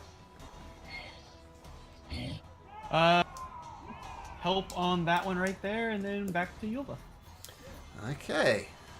So help on that one. Back to Ilva. Speaking of Ilva, the Grick fires out his tentacles. Oh, that was a 23. And hits. does 7 points of damage. And using its tentacles, it drags you towards its beak and rolls a 15 as you slide out the way. Speaking of sliding out the way, Steele sinks another 3 feet into the quicksand, and you no longer see him. Rappy still gets to act independently. Okay. So, sure. But I need to do a con save first to see if he shakes off the stone, or can he move and then con save? At the end of his turn, he needs to make it. Okay. He'll move up to here to do a rend on the worm. With advantage. First one and second one. 24. 24 hits. 7 force damage. Okay. Takes And it. there's his con save. Okay, so he shakes off the stone condition, and he is good to go. Plod. You can get a shot off from here. He'll shoot at this Grick here. Die, motherfucker! And he shoots a short bow. And 16 will hit. And 16 does hit. And he takes one out. Take that! Did you see that, Steele? Steele! Did you see my shot? Steele! Fine. Be rude. Be rude, you son of a bitch. Anvar. So, yeah, Anvar is going to move all the way around. He's going to move over here, next to this thing. Then he's gonna be a little bit worried about Steele, of course. So he's gonna try to jump. Are there stones for real or just like? Oh, they're for realsies. Okay, then Anvar's gonna try to get on top of these stones. What's your strength The score? stones for real. Just 10. Yeah, So so if he's you gonna move go there, here. then. Yep. Yep. And there. Curiously balancing on the And- stones. Yep. He's gonna crouch down and try to like reach down into the sand to see if he could find Steele and perhaps pull him up. Okay. Okay, you get hold of Steele's hair. You have a grip on something. It's not hard to find him. He's just underneath the surface. And Right. to try and pull him up, you can make me a strength check, please. Cool. Or athletics. I doubt you have athletics, though. Yeah, AC it would be the is same. 16. Oh no. So you drag so him up, close. you get his hero just above, but then you lose his grip and he sinks back down to Can pretty much I- where he started. Try to do it again since I have 2 actions. Yeah, you certainly can. Well, Nice. You can certainly try. Well, DC let's 16. see if the athletics does any better. Oh, it does. Oh, you Oh, wow. pull Steele up. And you've got him held just above the surface by his hair.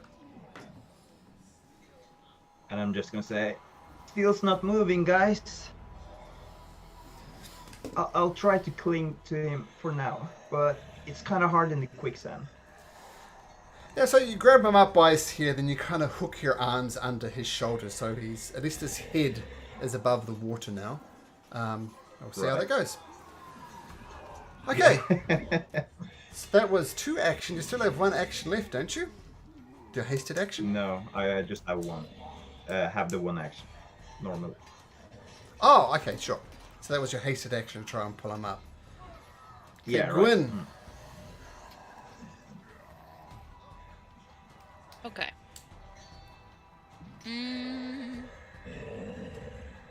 I will still try to take out the last guy here.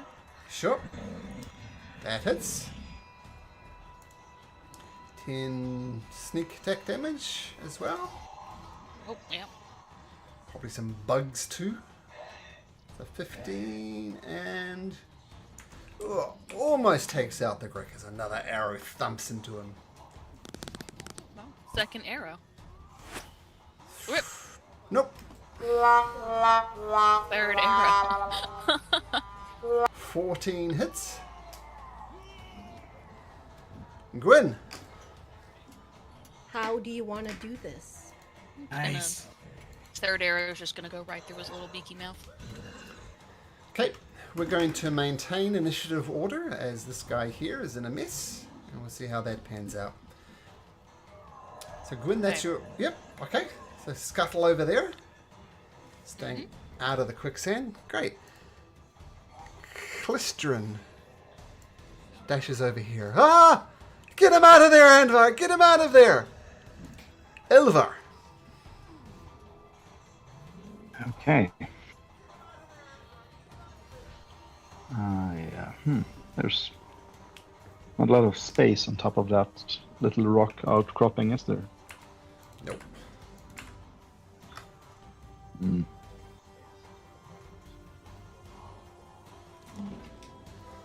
Well, I want to get Steele and get him out of there, but What if I try to move him in between us and you try to grab him from the other side? yeah. I Let's do guess we that. can still sneak out of order, right? Okay. Or... Well, we can say, Ilvar, you prepare an action for when Anvar moves him, you can drag him out. We can do it that way. That would work. That's cool with you, Christian? Okay, cool. Make me a wisdom saving throw as well while you're at it. Oh yeah, why not? Let's see. I'm still frightened, I guess. Let's see. Yep, that's my second. Not one. I think your last 3 rolls have been like 2, 1, 1. Yep. Gwyn, two, Gwyn two, strikes one, me one. as a very brave character. Would that be true, Christian? Yeah, Yeah, not in this case. that's a bit. unfortunately. Nope. Found her weakness. She's scared of ghosts. Yeah. Okay, Steele. Privately roll me a d20, please. Okay, thank you. Plod. What's happening with Steele? Ah, shit! And Steele, Plod is going to get ready to provide the help action to drag Steele out. Anvar, you swing him over, Yeah, I'm gonna try to do that. and then the combined efforts of Plod and Ilva drags him out onto the surface here.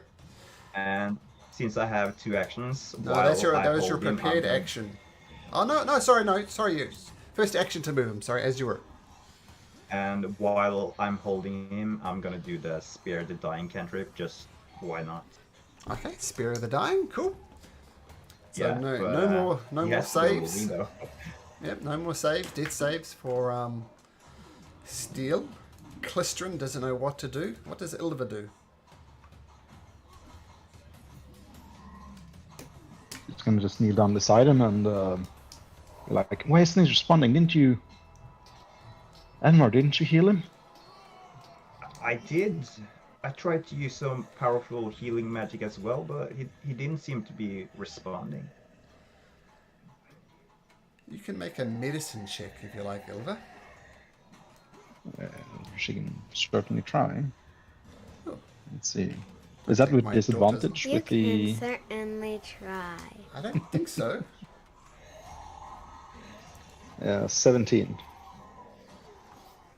Ilva, I think you all know what happened to Steele. Yeah.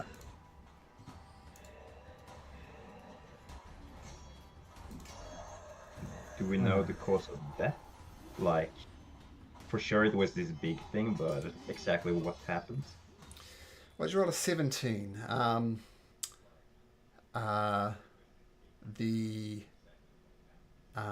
The Grick did most of the damage, and then he basically drowned in the quicksand. Gwyn, make me a wisdom So- saving throw. Oh, not Gwyn, sorry. Ilva. Sorry, my apologies. Ilva. Oh yeah. Roll until you make it.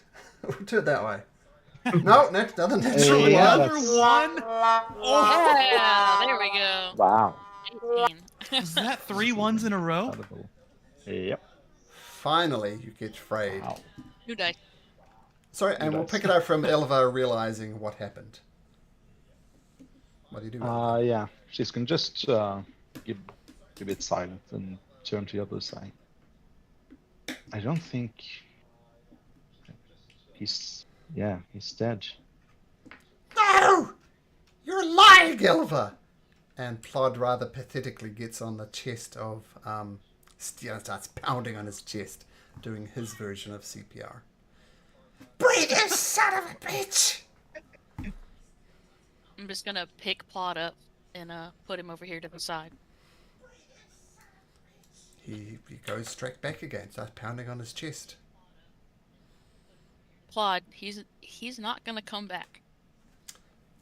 Make a persuasion check, Gwyn. Plod's very upset. And he goes away as you convince him. Goes into a corner, crawls up into a little wee tiny ball and starts crying. Oh. I'm just gonna get on his level. Okay? Is there really nothing I can do to save him?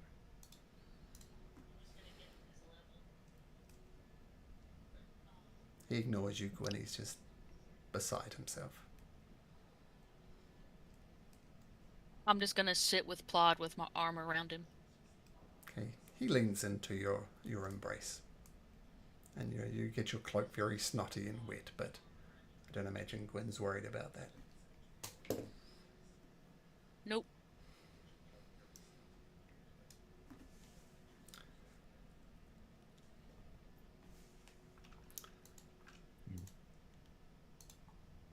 Ylvis can just rise a bit away from where Steele's lying and grip her dragon lance and go,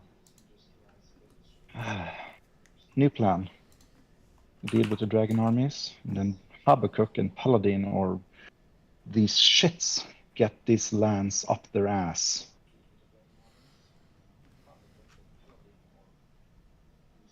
Fucking guards. I do like that plan. He wasn't even supposed to be here.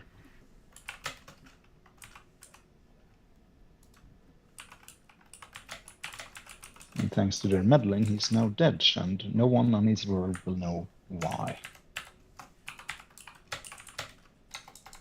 Yeah, and I don't know. I feel like I should been able to save him, but I can't really do anything to help him at this point.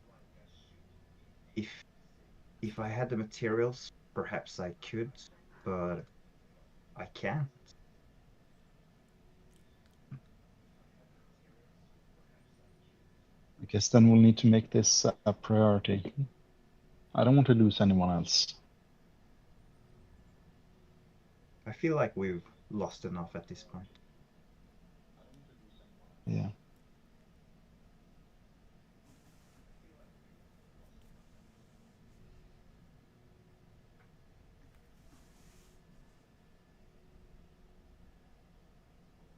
So, what's next? Do we venture deeper? Do we honor his name here? He said he was from the dwarves. I guess they could. I'm not sure. The customs might be different and such, but. But I think we'll need to deal with the Draconians first.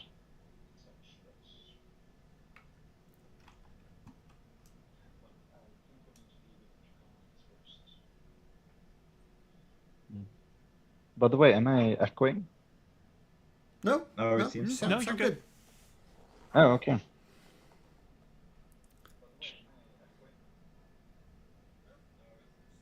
Okay, I think we need to deal with, if there's more of these down here, I guess we need to do what we came here to do, but yeah. I was just gonna just look around the cave. There is But no. I don't think I can see. No, there's no anything that you'd be scared of.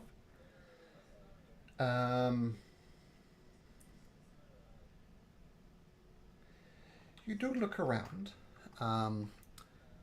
There is a sack. You have a look in the sack, and there's 700 gold pieces in the sack. And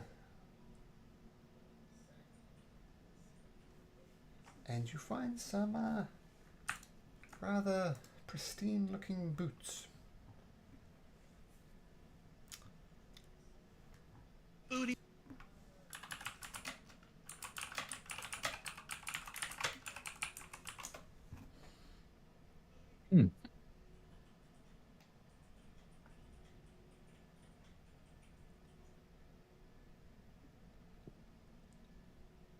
I guess I'll.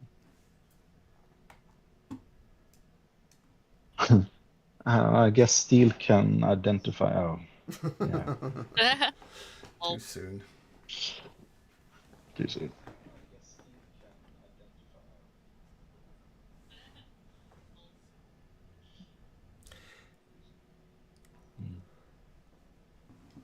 As you lean down, Anvar, to close the eyes of Steele, it's weird because your fingers almost pass through it, and you can't really get a grip or a touch Steele's eyes. Almost like he's not there. This is surprising. But then eventually, he just slowly gets less and less visible.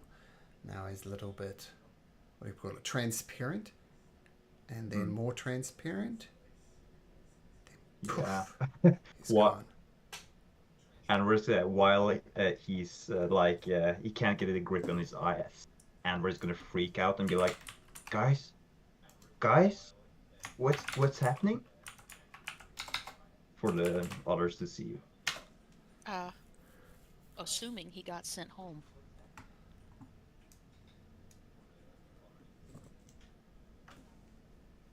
Hopefully alive.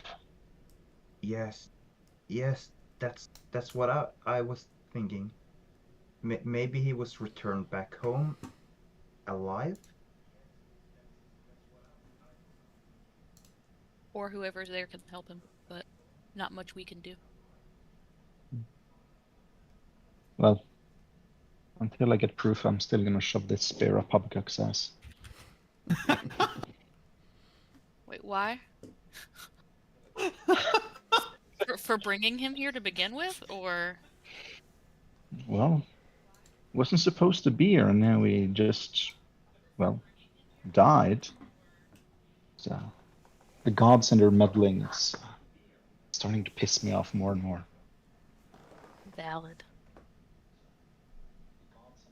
Like, we should focus the blame towards who's really at fault. Dragon Army. Yes, exactly. If Steele was sent here by Habakkuk, I'm sure his role was to try to assist whoever was trying to defeat the Black Dragon army. And I feel like he did a really good job at that. So, in a way, I must say I appreciate Habakkuk's efforts in trying to, well, fight against the Black Dragon army. I suppose.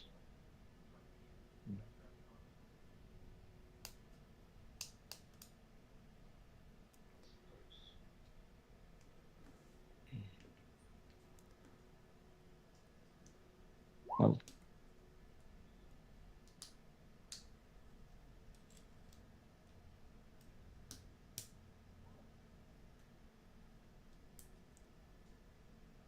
Well, I guess we can't stay here forever. no, that's I really wish we could say goodbye in a more proper way. This seems all rushed. Did Rappy and Or disappear as well? Doug? Did Rappy and Or disappear? Yep. They sure did. Okay. Almost maybe 30 seconds after Steele's body disappeared.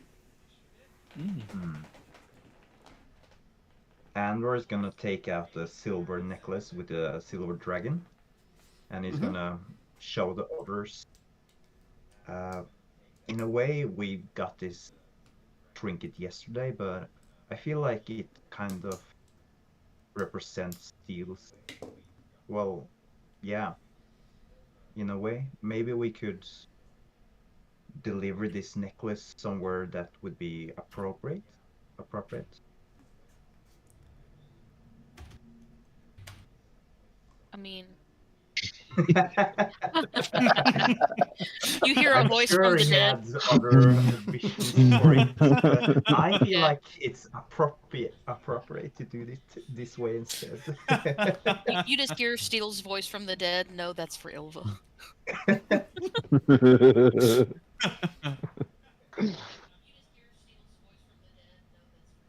I'm sure he wouldn't mind, guys.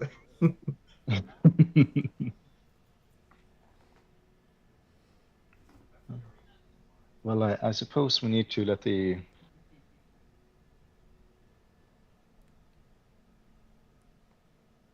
others know, the dwarves, that it's safe down here. But didn't the dwarves say that the draconians were digging something out? And yeah, is there something above the quicksand? Is there like a levee or a rope or something used to transport something that might have been there? No, you do see an opening above this sort of area, and you remember that the big guys were could fly, so that's probably how they're transporting it up. Okay. No signs of what could have been in this quicksand, I guess. Well, we could have a search through the quicksand was if so, you like. Oh yeah, definitely. Okay.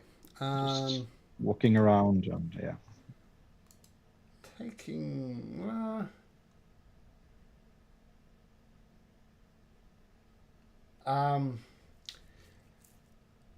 Well, you reach down, and you immediately find 10 copper pieces. You think there could be a whole lot more down there, but it's going to take a long time to search through it all. Hours and hours. Hmm. I'm gonna cast Prayer of Healing while we heal by searching, just to heal. Yeah. I guess there's only 3 of us that needs healing. 4! I'll dig, and then can I use Mage Hand as like another hand? Also dig? Sure. Plod, not wanting to be very far away from you, Gwyn, despite him still sobbing, will help dig. Clistrin helps dig as well. I'll tell And Plod he's being tears. so strong right now. Yeah, the tears make the mud more pliable. On it! Okay. So,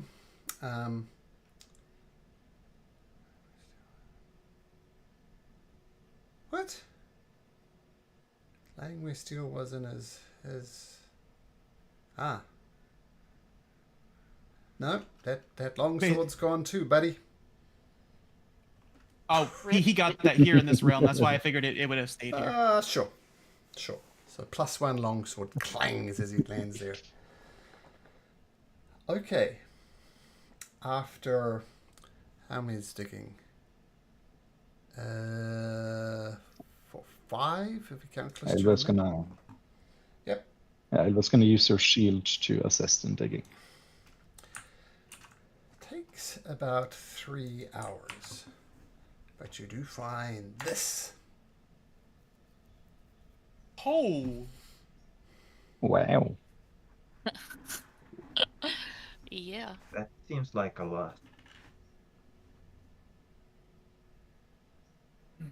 it's a nice little chunk of change.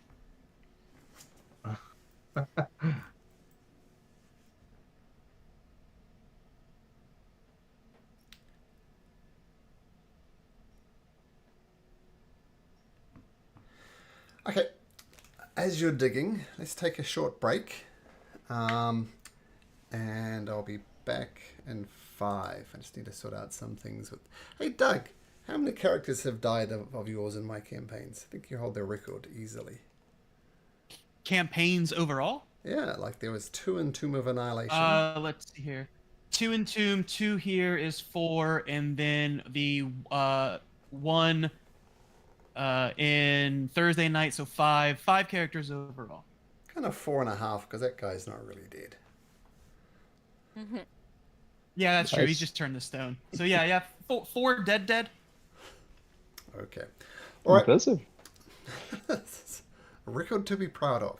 Okay, see you in 5, everyone. See you in 5. Yep.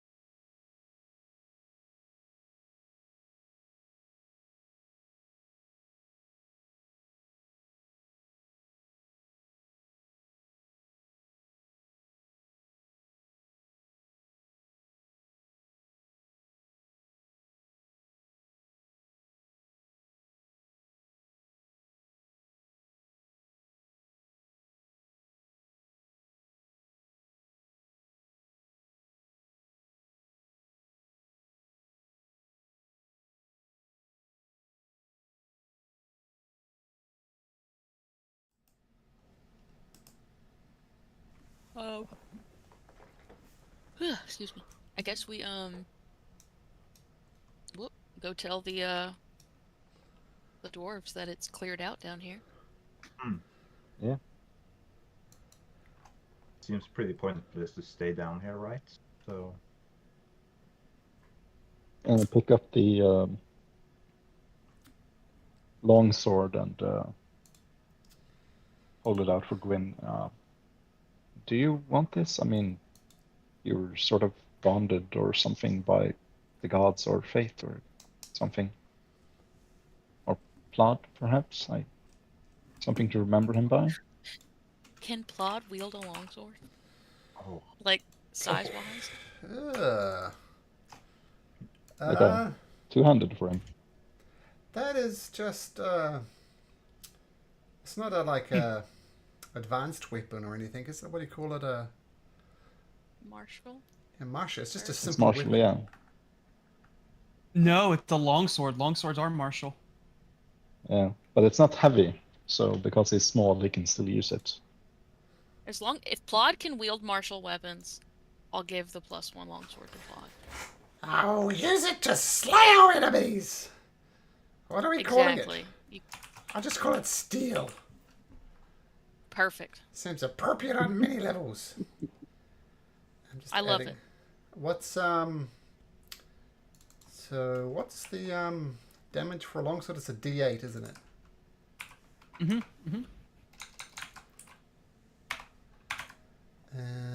Just adding it to his character sheet. I love Plod. Oh, I don't know how we've managed to keep him alive. Well, there was the don't cave worry. with the cave with the salads where Anvar was healing Plod. He's like, "Sorry, Steele, gotta heal Plod." yeah. I used my 4th level spell slot to Yeah. ward him from the damage. Plod is the homie. We all sacrifice ourselves for Plod to live. Of course. What In don't you do character, for our your goal. own? In character, our goal is to stop the Draconian army. Out of character, it's to keep Plod alive. Keep Plod living.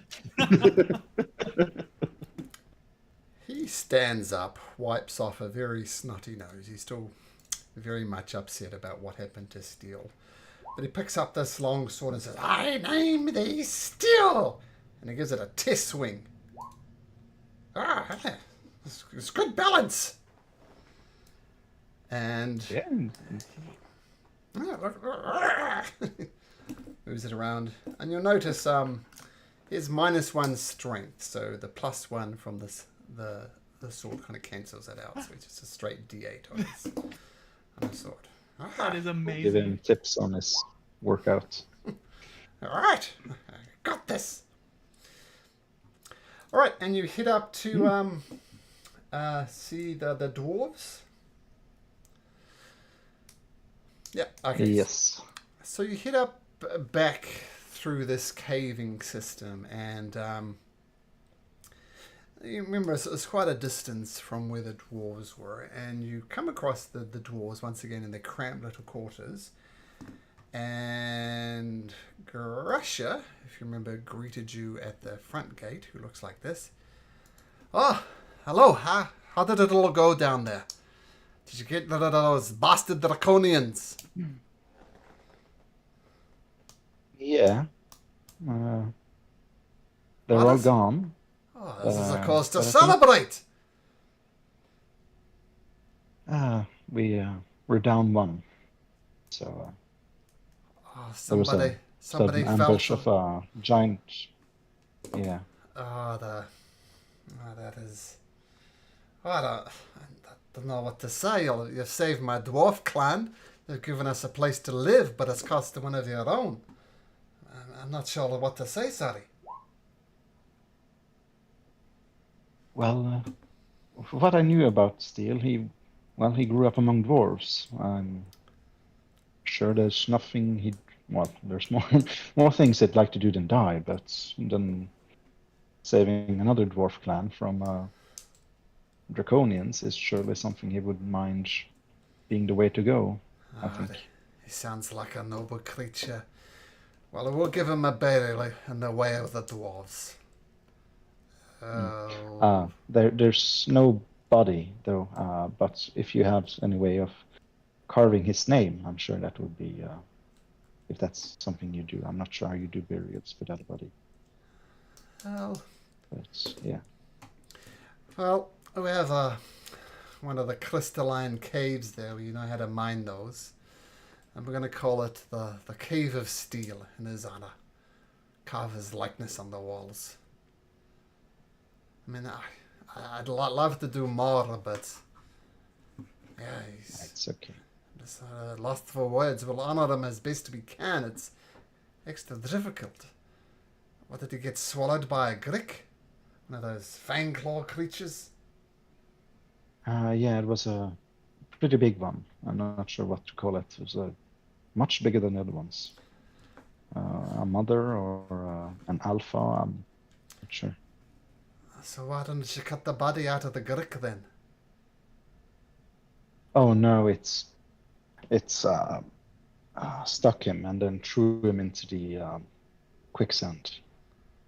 Okay, now my follow-up question here, right? To dig him out of the quicksand. Yes. Yeah, we got him out, And and so then he just where is his body? disappeared. It just disappeared. Like we said, Steele came from another world, a bit like ours, I assume, but different. So he's like a ghost? I'm not sure. It's no, it didn't seem like his body was just fading away, not like rotting, but fading from Might- existence, becoming, yeah. It might be that his soul is still connected to the other realm, so his body is returning back from where he came from. It's probably something related to magic, I would assume. Well, to be totally honest with you, I don't have the faintest understanding of anything you're saying. But from what you've told me, this creature could steal and sacrificed himself for the life of my clan. So all this other stuff is very confusing, but it's all a bit beside the point. But who will mine here will live here and will pay homage in due time. The Cave of Steele. Very nice gesture of you, thank you. But Not I half need as to nice ask as you a what he did. question. Yes. This cave, is it your savings area? I don't know, storage for value of money and currency? Just let me double check that. Well, yeah. This is our home. We've been here for some time until the Draconians captured us and took over our cave. We managed to hide most of our treasure before they fully took us over. Okay, then, well, it's, hey. No, honorable character. Oh, shit. More honorable than Christian? Sorry, guys. Christian struggling with it, but Yeah, others not. unfortunately. Yeah, no, she's not struggling with it. Sorry, guys. So she's gonna say, yeah, we think we saw something underneath the quicksand, and we found, well, she's gonna show her, jiggle her backpack or something. But if this is yours, then we can, of course, take it out. Oh, you're too kind. Tell you what we'll do. I'll take the coinage and the gems, and now you keep the chalice. Maybe next time you're in a bar, drink from it in honor of Steele.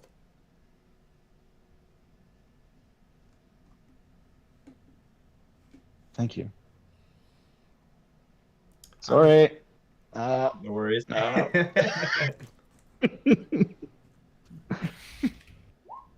It's what my character would do. No, sorry. Eh. You did find some boots as well. What are you doing we with the did. boots? I'm Inspect not sure. Check them out. Yeah. Anvar, can Anvar identify them? I'm not sure. No, not with a spell. He could try an Arcana check if you would allow it. I'll give you this one. So you check the other. Well, Galasha says, well, those that were our boots when I just found them. We realized what they did. And what they did is very useful with transporting stuff to the surface. You're welcome to them. Oops, that's not a very good picture. That'd be more useful. Crab. Or not a crab, whatever. I'm not sure what that is. Hey.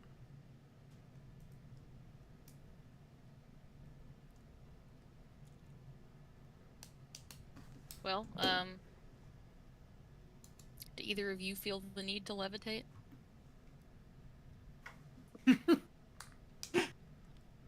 If I feel the need to levitate?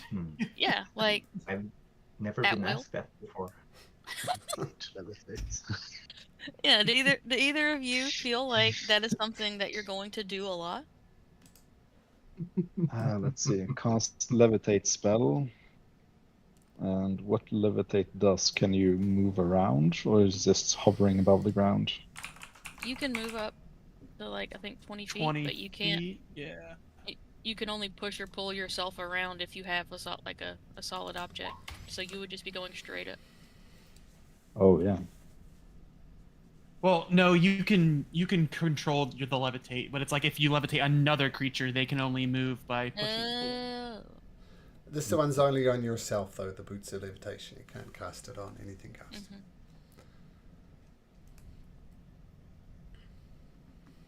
It's just up and down. It's kind of like a limited just up and down. fly spell. Yeah. I mean, if we had an immovable object, or what's it called, the rod of immovability, Immovable rod. Immovable rod. immovable rod, just take that up in the air and just push and pull Pull yourself around. Yeah. Perfect. I mean, I can take them. I'm not sure how useful they would be, but I like can shoot people from the air. Yeah, that's I good. think someone with ranged ability it would be more suitable to use it, perhaps. That's true. Are you full on attunement slots? No, I only had the one forest shroud. So It sounds useful for you.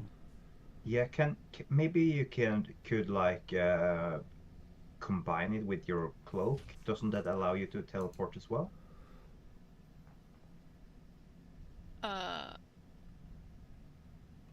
Yes. If you did need to get down from the levitation, you could always teleport, I would assume. Yeah.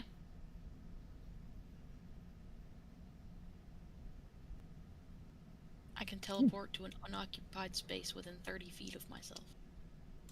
Yeah, so still maintaining levitate and just blinking around in the sky.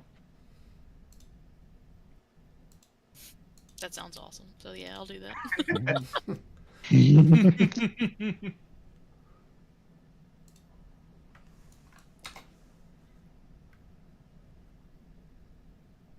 And I guess I'm gonna say to dwarves.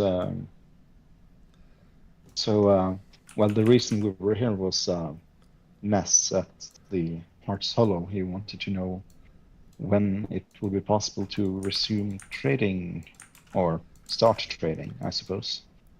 Well, now that I'll have access to our mines again and we can start digging, I see no reason why we can't start,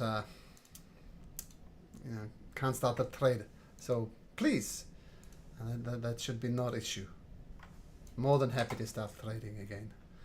Might take us a day or two to get started, but we're more than happy to restart that relationship. I guess then our mission here is done. We'll return to Heart Hollow with Klistrin and let him know things worked out. Right.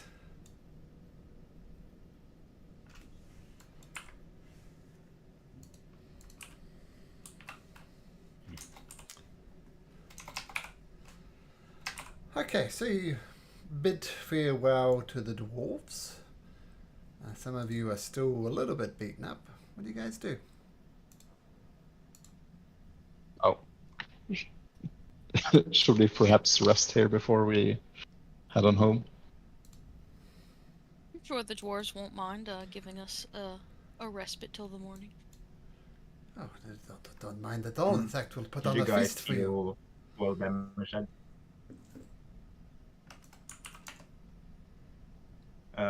I tried to use what's it called? Prayer of healing. So I healed you guys 12 points of HP if you didn't Oh yeah, register it yet. I don't know if you're still really well, beat we up. could. You We could still could take a speak. short rest. Sure.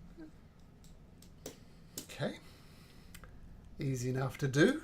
The dwarves supply you with the dwarven food, and as they're serving it to you, they start singing a very mournful ballad.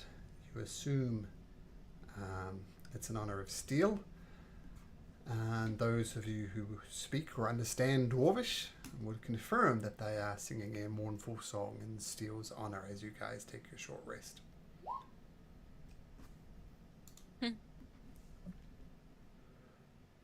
Oh, yeah. Anvar, yep. Oops.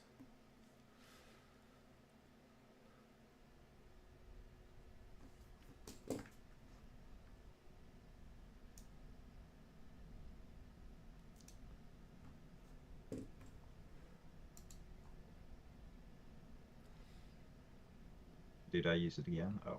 Yeah. Oh well.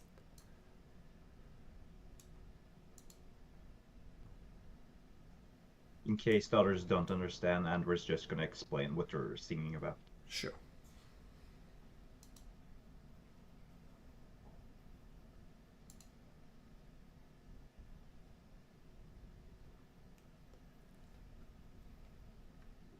We're gonna head off. Is it late in the day or?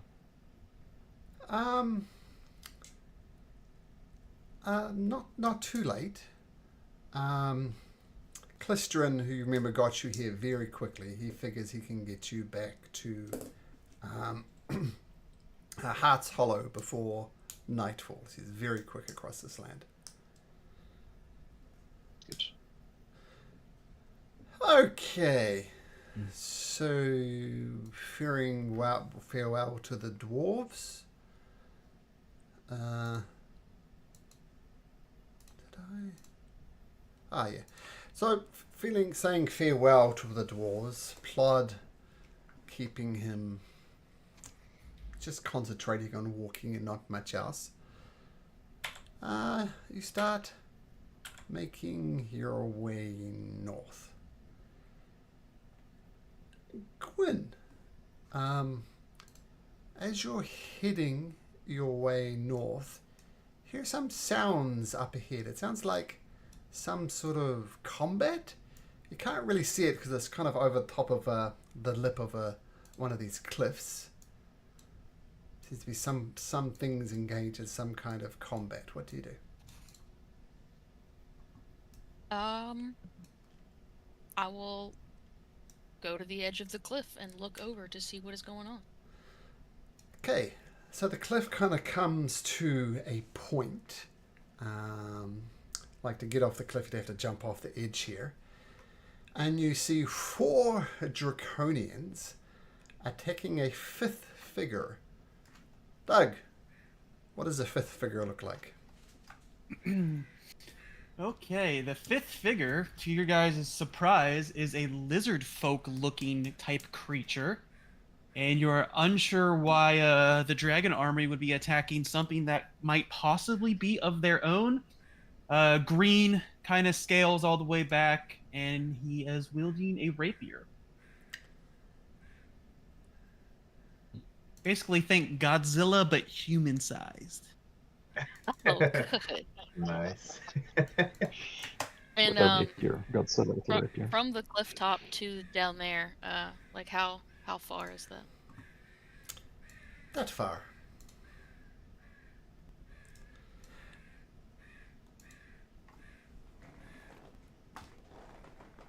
Roll for initiative. Oh, okay. I was gonna shoot one of the guys. Oh. There. Oh, well, there we go. Maybe not. Not with that roll. And actually, they're all right up and they're surrounding it. Does that bring back good memory, Doug, to be surrounded by creatures? Yeah, it does. Okay, we'll just do some... Sorry, I was changing my name. I got my initiative in there now. Okay, is everybody rolling? We'll sort this out. 13.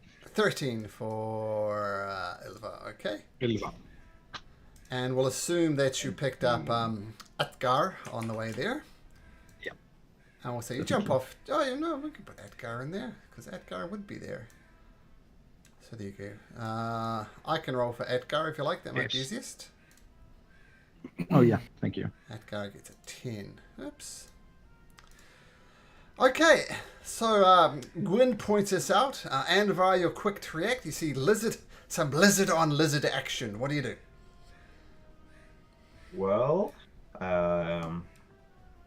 Andrew's gonna be a little bit confused that lizard people are fighting amongst themselves. He's a little bit uncertain about the middle figure, but he's pretty certain about the others. So he's gonna move up 20 feet, and he's going to. Can I do it? Yes, I can. I'm going to Queen cast 4th level Guiding Bolt. Whew. This might be a short combat. Oh. I can say the one on the left And- first. Yeah, I'm gonna do the. Is it the same roll or is it 2 different rolls? 2 different attacks and Let 2 different me, rolls. Okay. I'm gonna do the closest ones, both of them. Okay, so let's start with this one. Oh, that's not good. Fires out but shoots well over the top. Oh, let's do this. 2d4, you're gonna... yeah, 19. you can't miss. So roll damage for that one. All right. Cool.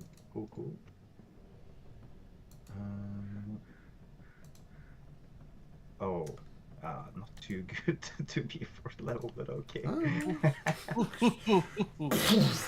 He recoils back. Still up. And you're gonna attack the one on the left. Okay. Yes, let's try the other one. The second guiding bolt. Ah. 14 is enough to hit. Oh, thank God. Lackluster rolling, but okay. But good enough to take out the Draconian in a single shot. Atlas, is that how you say your name? No.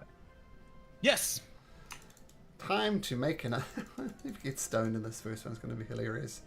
Constitution saving my throw, God. please.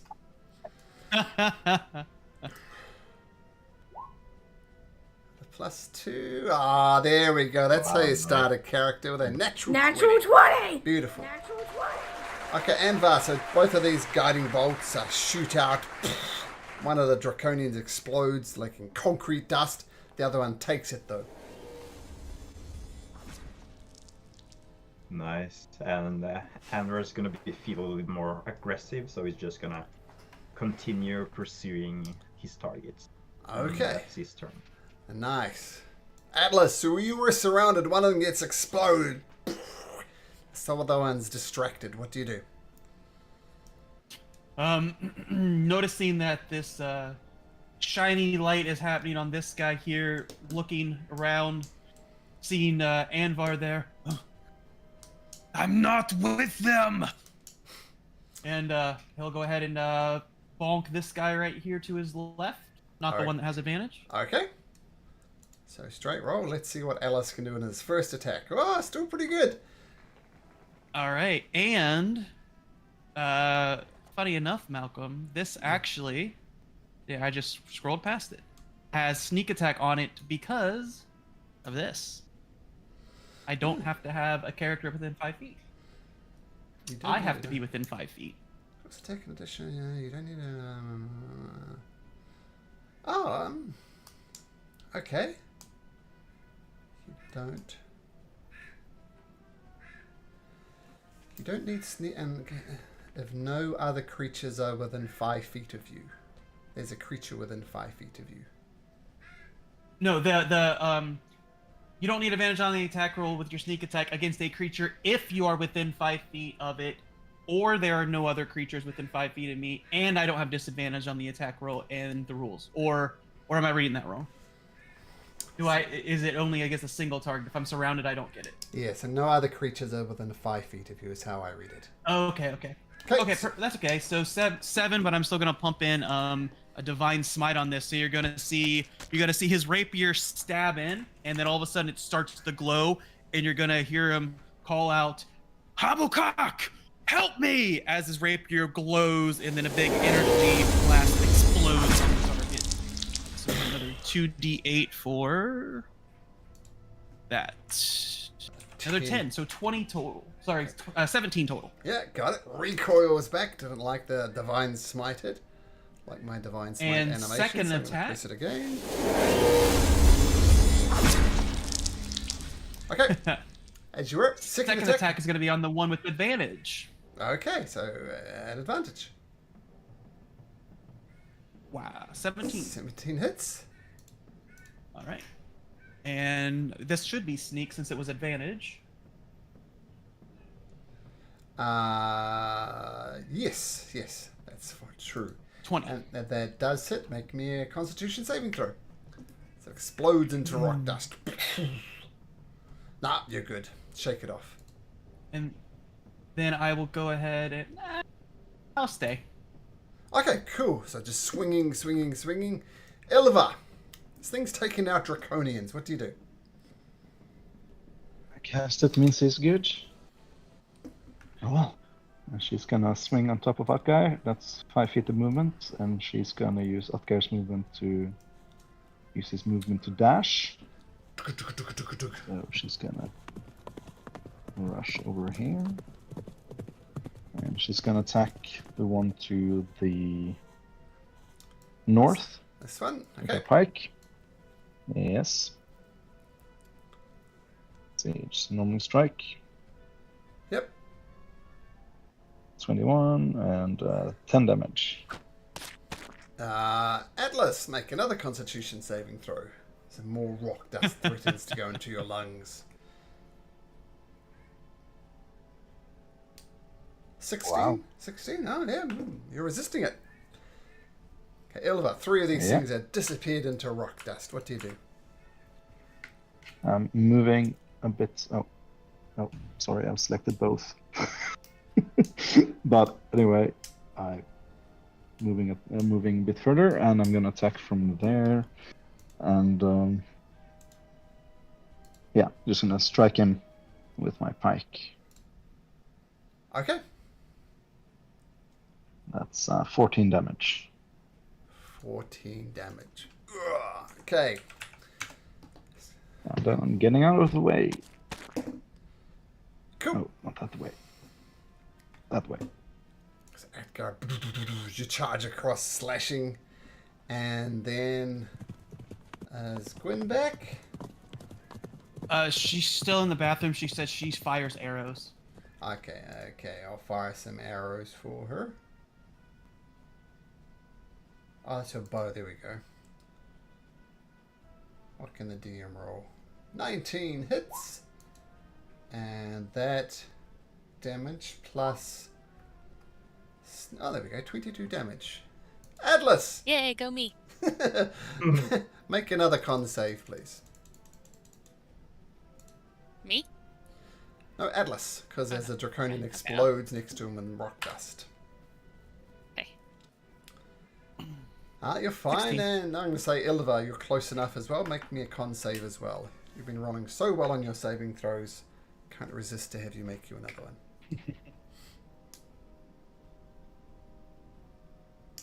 That's it. Oh. There we go. 14. 14 is enough.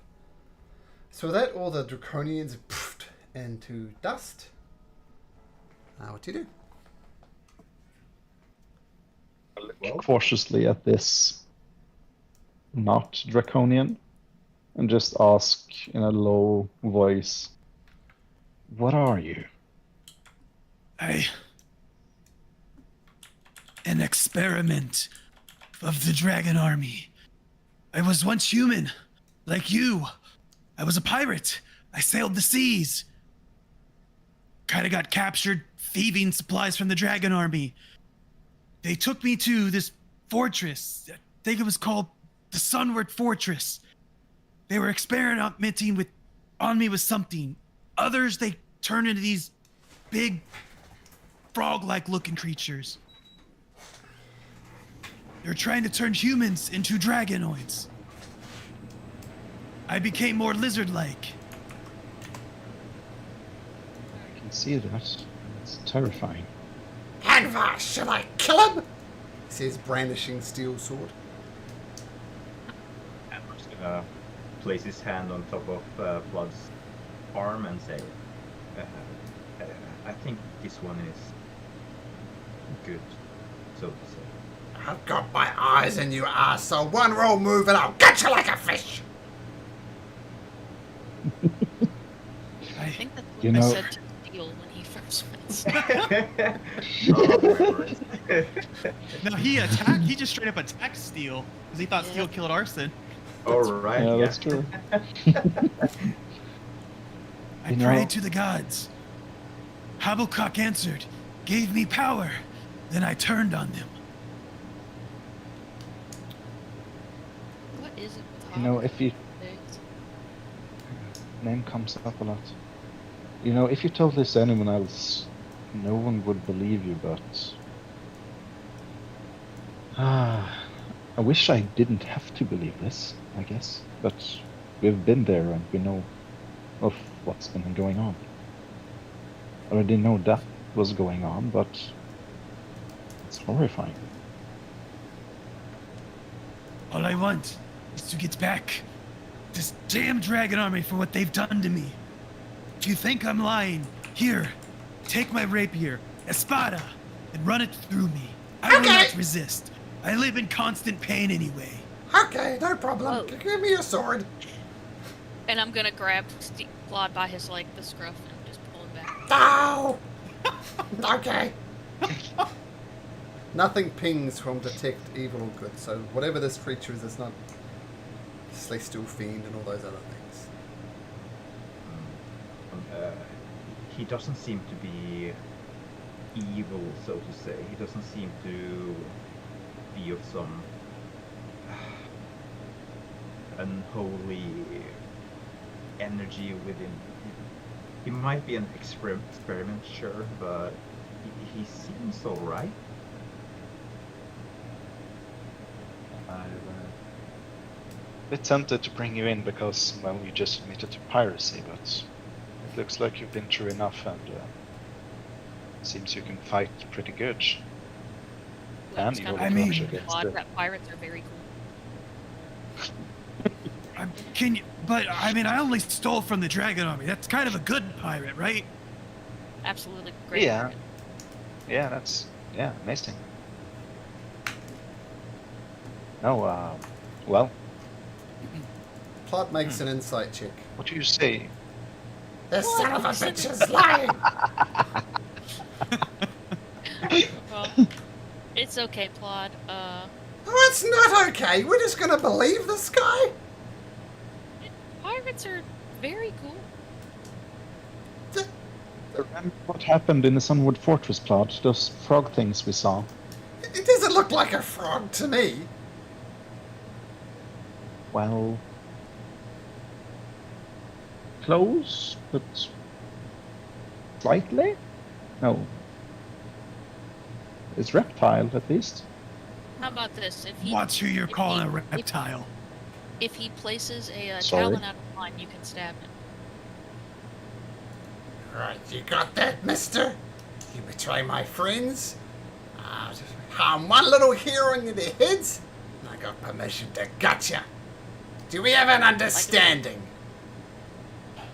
We have an accord, little one. Don't call me little! Yeah, Claude's regular size. No, he's like 4 foot, maybe. He is little. Don't call me little, Oh, asshole! yeah.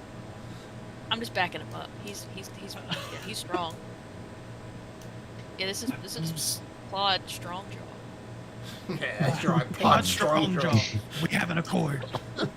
That's right. Grog. Yeah. Oh, sorry, not Grog. Plod Strongjaw. That's right. Yeah, a little bit of stealing is fun. And he waves his magical sword back and forth. You see this? Vroom, vroom, vroom. I'm watching you. As he does that, I'm gonna take a spada and like, clang, clang, clang. Oh, you wield that well. See, Plotty's nice. Ah! No. I'm gonna use my reaction. Does that beat your armor class? Yes, it does. It's 20. Yeah, it goes right through. I try to parry it with the shield and I miss.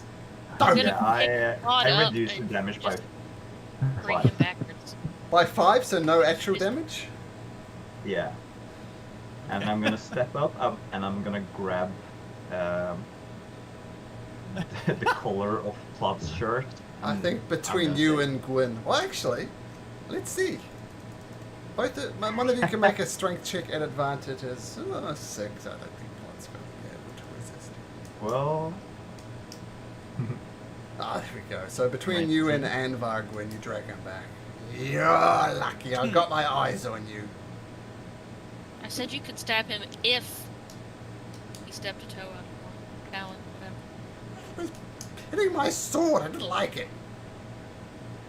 He Listen, Plod. complimented you and said you knew how to use it. No harm, no foul. If this guy really is an enemy of the Black Dragon army, we should consider him a friend until further proof. If you prove again. Alright, I'm really fucking What is your confused name? at the moment. You're taking his side opposed to my side. Aren't we supposed to be allies? You're There's no bending over sides. backwards for this guy. He hasn't done anything yet.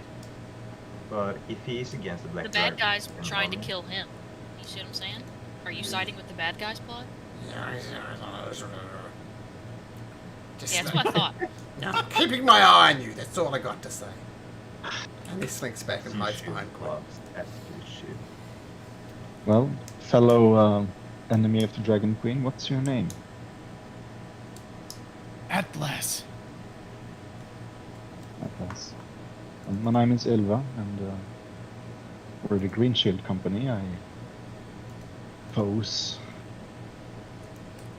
the rage I can see within you could be harnessed. Well, I am green.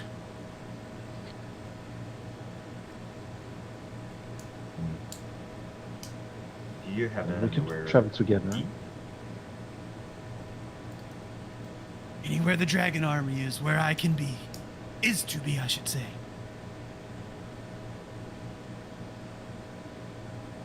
Well, I guess the soldiers are gonna be a bit freaked out, but, well, we're leading a battalion here in search of the Dragon Army to wipe them all out and perhaps find someone who is not sure responsible for them, or not leader, but a shadowy figure called Lord Soth. I don't suppose you've heard of him, or a city of lost names, or anything like that. No. My time with them, I was spent tortured and experimented on. Not a lot of talk. Not a lot of pleasantries.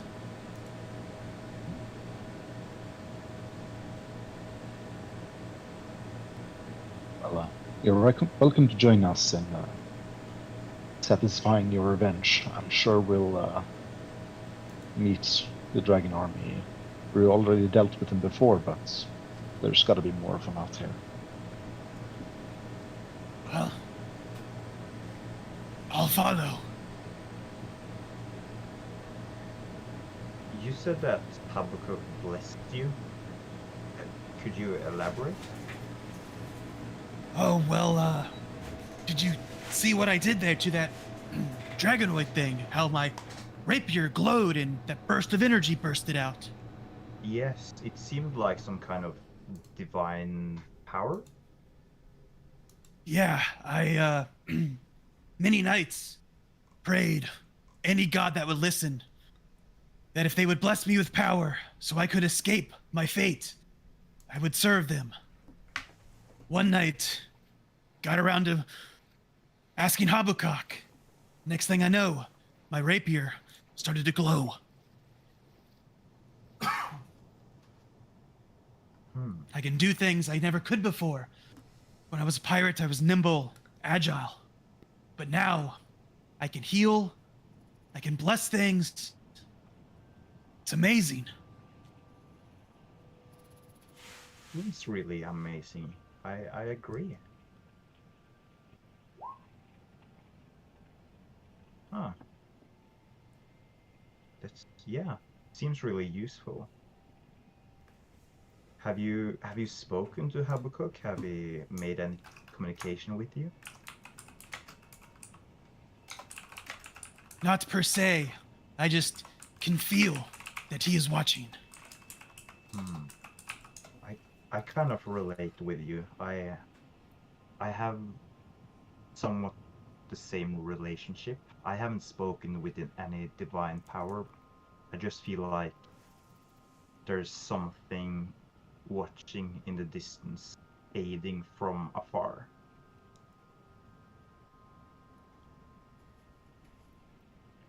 I agree.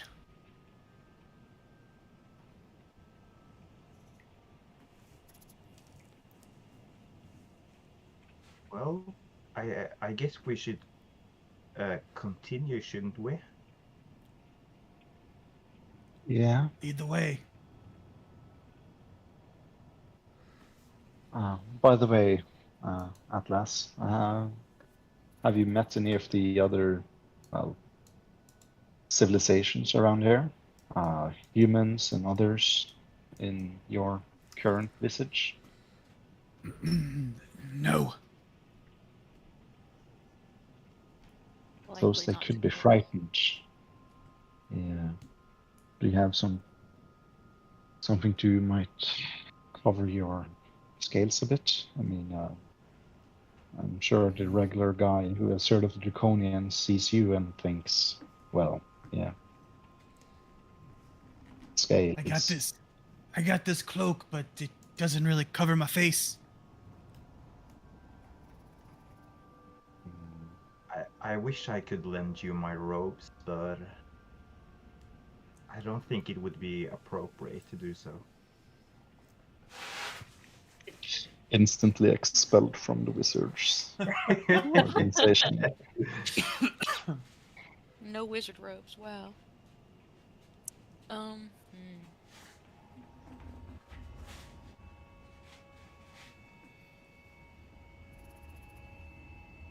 gonna do something. Okay, whatever.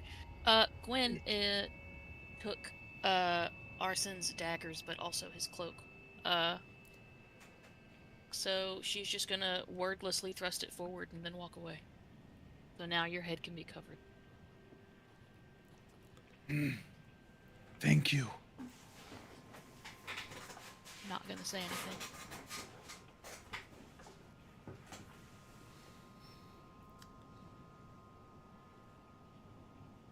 Onward then. Lead the way. Yeah. Okay. Let's go. By the way, how is Klistrin reacting to, well, we're bringing Atlas to Heart's Hollow? Well, any enemy of the dragons is an ally to me, so I'm okay with it. Okay, Gwen, paper, scissors, what's that? Boulder, parchment, shoes! Boulder! What do you go? Parchment. Ah, damn it! Boulder, Again? parchment, shears, go! Parchment. Oh, shit! Boulder, parchment, shears, go! Cheers. Yes! Okay. So, getting your new ally, Plod has the Steele unsheathed and is keeping a close eye on Atlas, but he's not attacking him, at least this time. As you make your way back to Heart's Hollow, Clistrin points something. Oops. He points something out. This is a interesting area. Have any of you heard anything about the great city of Onyari? If you like, Gwyn, definitely, you can make a history check. Anybody else? This is ancient history, though, so if you think you'd know about ancient history, feel free to make a history roll. Mm-hmm. Would it Nah, be not proficient. written about? Would it be written about in fairy tales? Strangely, no. No. In that case, no. Gwyn, you don't know. Anvar. So this is, I assume Anvar relays it to them. And, Yeah. in addition with Clistrin. And he says, that's right, Anvar. There was a... I mean, the strange thing is, there was a city called Onyari. And it was a floating city. And there were some attacks from dragons. Now, at this point, things get a bit fuzzy. It's almost as if history itself has been erased. That there's no real written records of this anywhere. Because whatever happened post this battle, seemingly erased from history. Somebody didn't want it known. But many dragons attacked the city of Onyari. Why? No one knows. Were they evil dragons? Were they good dragons? Was it Takasis herself? I don't know. I don't think anybody knows. But if you look over on that spire over there, and he points out this rock formation, and notice how it almost looks like a dragon. So it is said when the dragons fell, as many did that day, their spirits infused the land, and we see the remains of this land now with the dragon-shaped rocks. And once he points it out, it's obvious. It's a massive rock, it's 50 feet high, something like that. But it definitely, upon closer inspection, bears a striking resemblance to a dragon. And on top of the spire, he points out, you see 12 dragon owl creatures. Gwyn would remember this well, as this was the type of creature that fell arson all those weeks ago. Well, do you see those dragon owls up there? Well, I know that the dragon army comes and they tame them and they break their spirits. Like the rest of us, they all want to survive. But survival is hard out here. So I usually come out here at least every other day and bring them some type of offering to keep them strong and keep them healthy. I don't have any at the moment, but if anybody wants to lay down some provisions or some food, they like raw meat, best of all, then I'd appreciate it. It'll keep these dragon owls out of trouble. He hands out his own rations and lays them down. I'm gonna do that as well. We haven't really been keeping track on rations, so I'm just gonna say I put about most of my rations down. Sure. Yeah, I'll leave some too. Elva? Oh, Leah. Oh, yeah. I'm gonna put them some rations, some dried meats, Sure. and yeah. Okay, Atlas? Put down some raw meat from his rations. Sure. Sure, very lizard. I'll stop that sentence just for now. And Plod reaches into his tiny backpack and lays down some of his rations as well. Now, these are clustering continue. Well, these are wild animals, of course. So I suggest we'll go back 20 or so feet.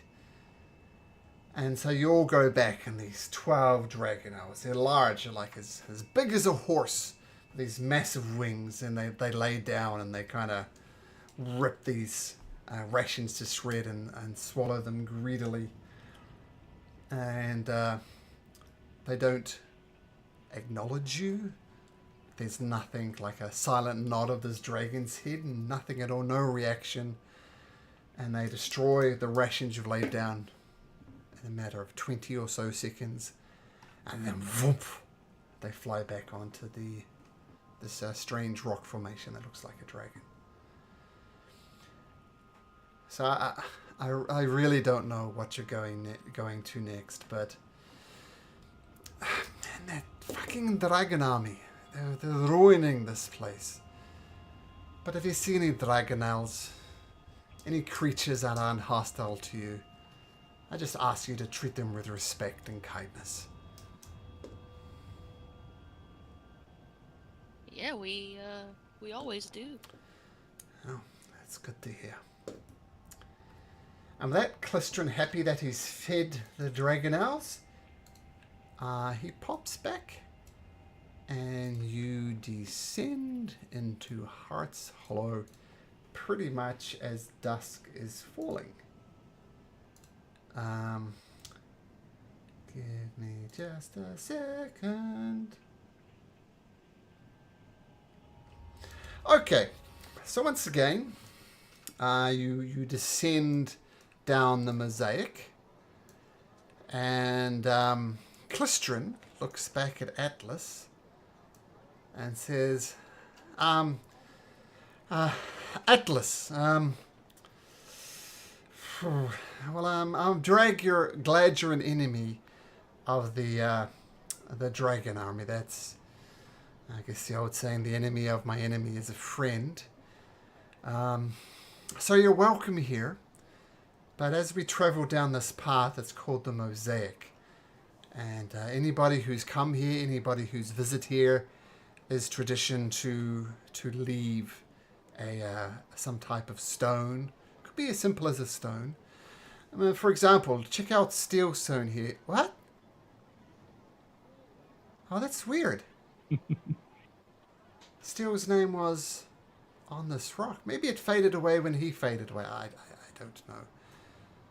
But please, please, if you'd add something to the path of the mosaic, stone, something like that, that could be suitable for a pathway. He will take out his hand/claws, and with his long claw, he'll start to draw the ship that he once sailed on. Onto a rock, then place the rock. Yes. Clistrin gives you a slight nod. Perfect. And where are you guys going? Want to meet up with Ness again? What's your plan? Yeah, I suppose we need to tell him how things went. Mm-hmm. So yeah. I kind of want to Enough. make a stop at odds ends as well. I don't know if he would approve more to our coin this time, but Anvar, I believe. What can I help you with, friend? Oh, hey. So last time I was here, I was searching for this pretty rare stone. I don't know if you have it in your inventory. A diamond?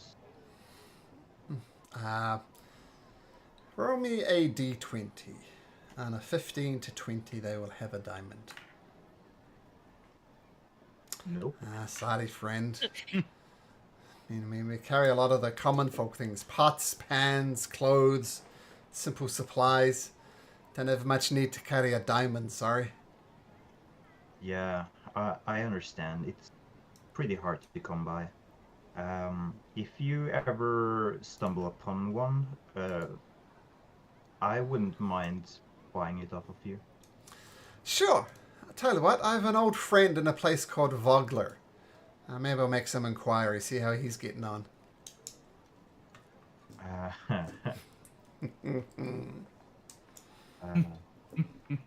I have some bad news about Vogler. It's been attacked by the Black Dragon Army, but most of the people living there, they went to what's the town called again? Out of character. Kalaman. Yeah. Kalaman. Yeah, they took refuge in Kalaman.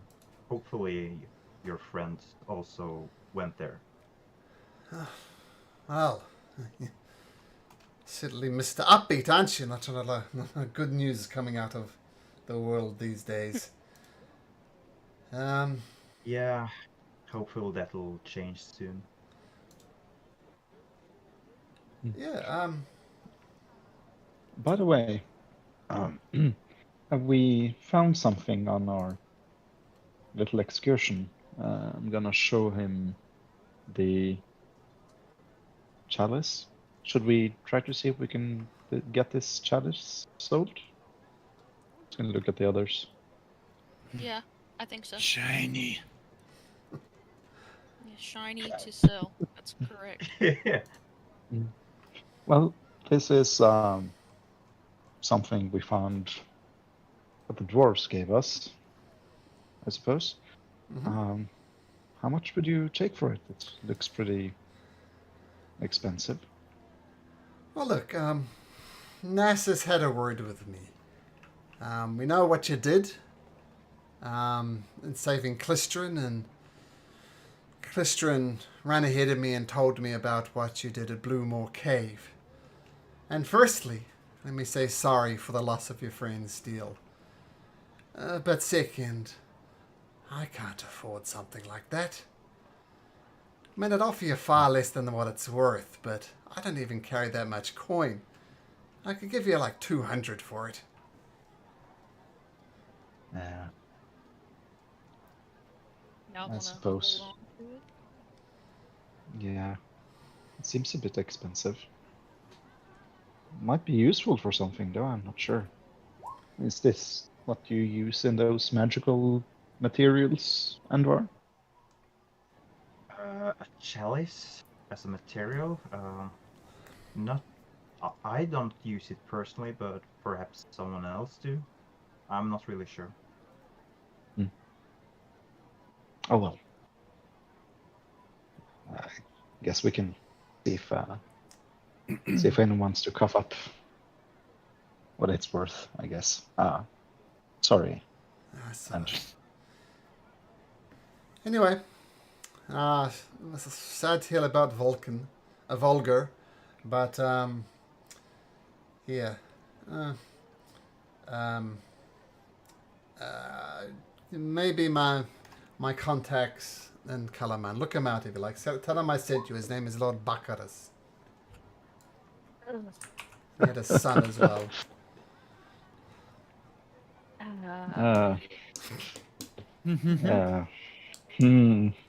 Well, I see what you're doing. You're wrinking your nose. I'll be the first to admit he's a complete arsehole, self-centered prick. But he knows where to get stuff.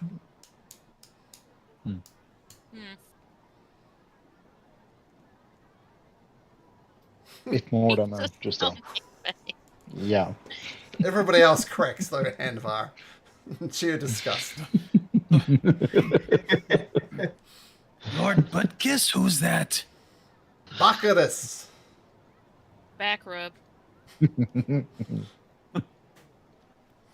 It's fine. We know him. Could do with less of him. As I said, I'll be the first to admit he's an asshole, but he knows how to get stuff. Guess that's how we got so rich, I guess. Perhaps. Yeah. Well, do we want to keep shopping or go talk to Nest? I'm not sure what you... I'm gonna follow Anvar out. Yeah. It's weird, like no people really wear watches, but still people look at their hands as if it expects it to tell the time. It's weird. Okay. I'm just gonna say bye to end. Okay. So you leave N's odds going around the mosaic. People give you some friendly nods as you go, which is a definite improvement of them turning their back. It seems as if Ness has had words, and you all know that the gift you gave Ness, being the bronze dragon egg, so he's obviously been talking to his people. And you enter back into the Salt Lick. He's sitting at his normal table again, with this rather comical folded up piece of paper that says Mayor's office in it. And you see another familiar face at the table.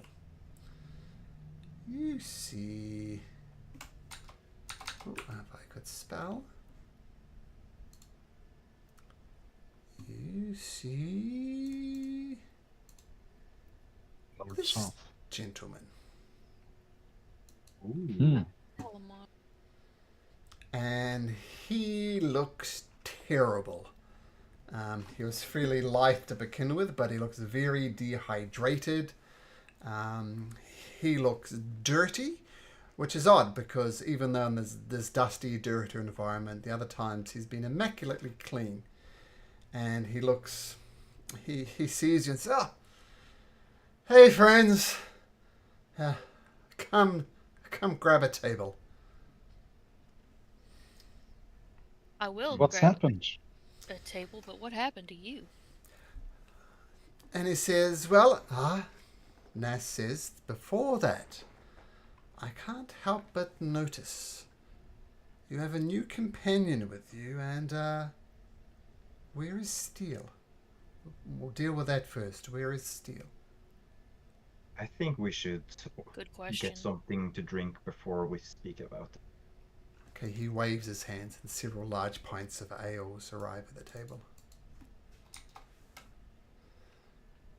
We got in a bit of a fight with some of the dragon army. In the end, I mean, we were victorious, but Steele appeared to be dead and then disappeared shortly after. Okay, you're gonna have to back up a step. Appeared to be dead? We think he was dead, but like his body also like is not here. I made sure I checked his vitals, and he was dead. No pulse.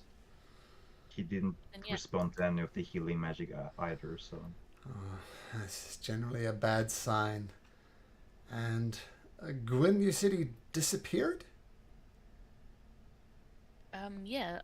Steele wasn't necessarily from here. I think he probably, when he died, maybe his body went back to where he's from. Well, I can't say I knew Steele very well. He was a bit of an arsehole to some of my citizens here, but maybe that was just him. But he fought bravely, I assume? Oh yeah, for sure, absolutely. He raises up his ale. To Steele. To Steele. To Steele. Steele. Clink. Steele. That brings me to my second question. Who the bloody hell are you? Talking to Atlas. This is Atlas, yeah. I'm Atlas. Yeah, this is Atlas. We found the dragon army beating up on him, so we helped him out, and you know, fellow enemy of the dragon army. More people to help. Oh, enemy of an enemy is a cliche, but tell me about yourself, Atlas. Well, just not anymore, but just used to be a pirate who would. All right, normal voice. That's killing my throat right now. Used to be a Yeah. pirate who stole from the dragon army and got caught, and then they decided to torture me for a bit until Habukak answered my prayer and gave me some power. Make a deception or a persuasion check. Actually, make one for your pirating activities. So, is it true you only attacked the dragon army? I only stole from the dragon army. Okay. And then make a persuasion or deception for the rest of your story.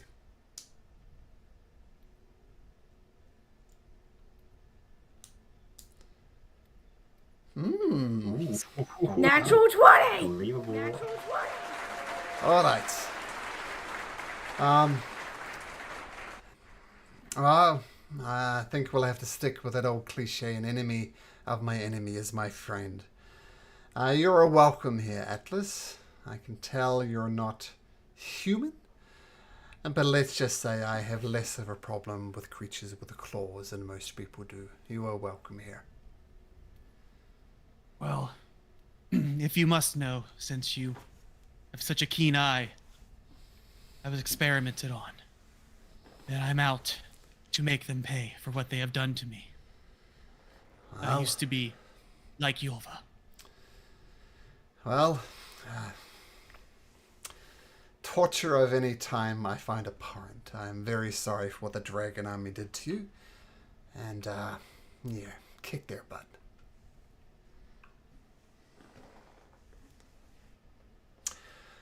Alright, that brings us to other matters. Dalamar says, if I may.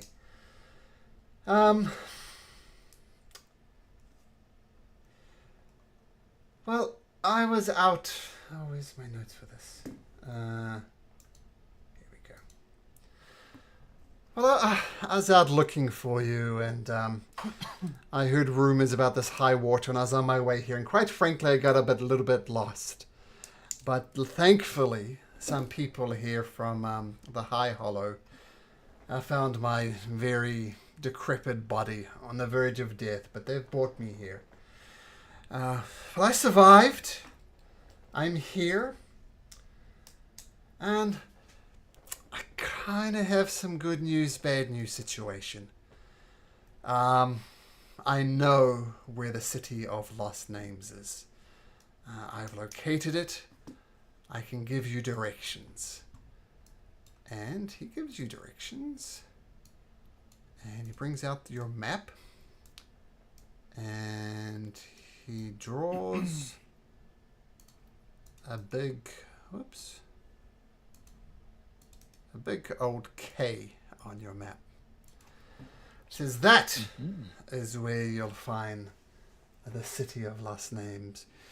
Using information from the Sea Elves, from Weckenreth, from the Sunwood Fortress, managed to do some magical triangulation, and it is there. And Ness brings up the second part.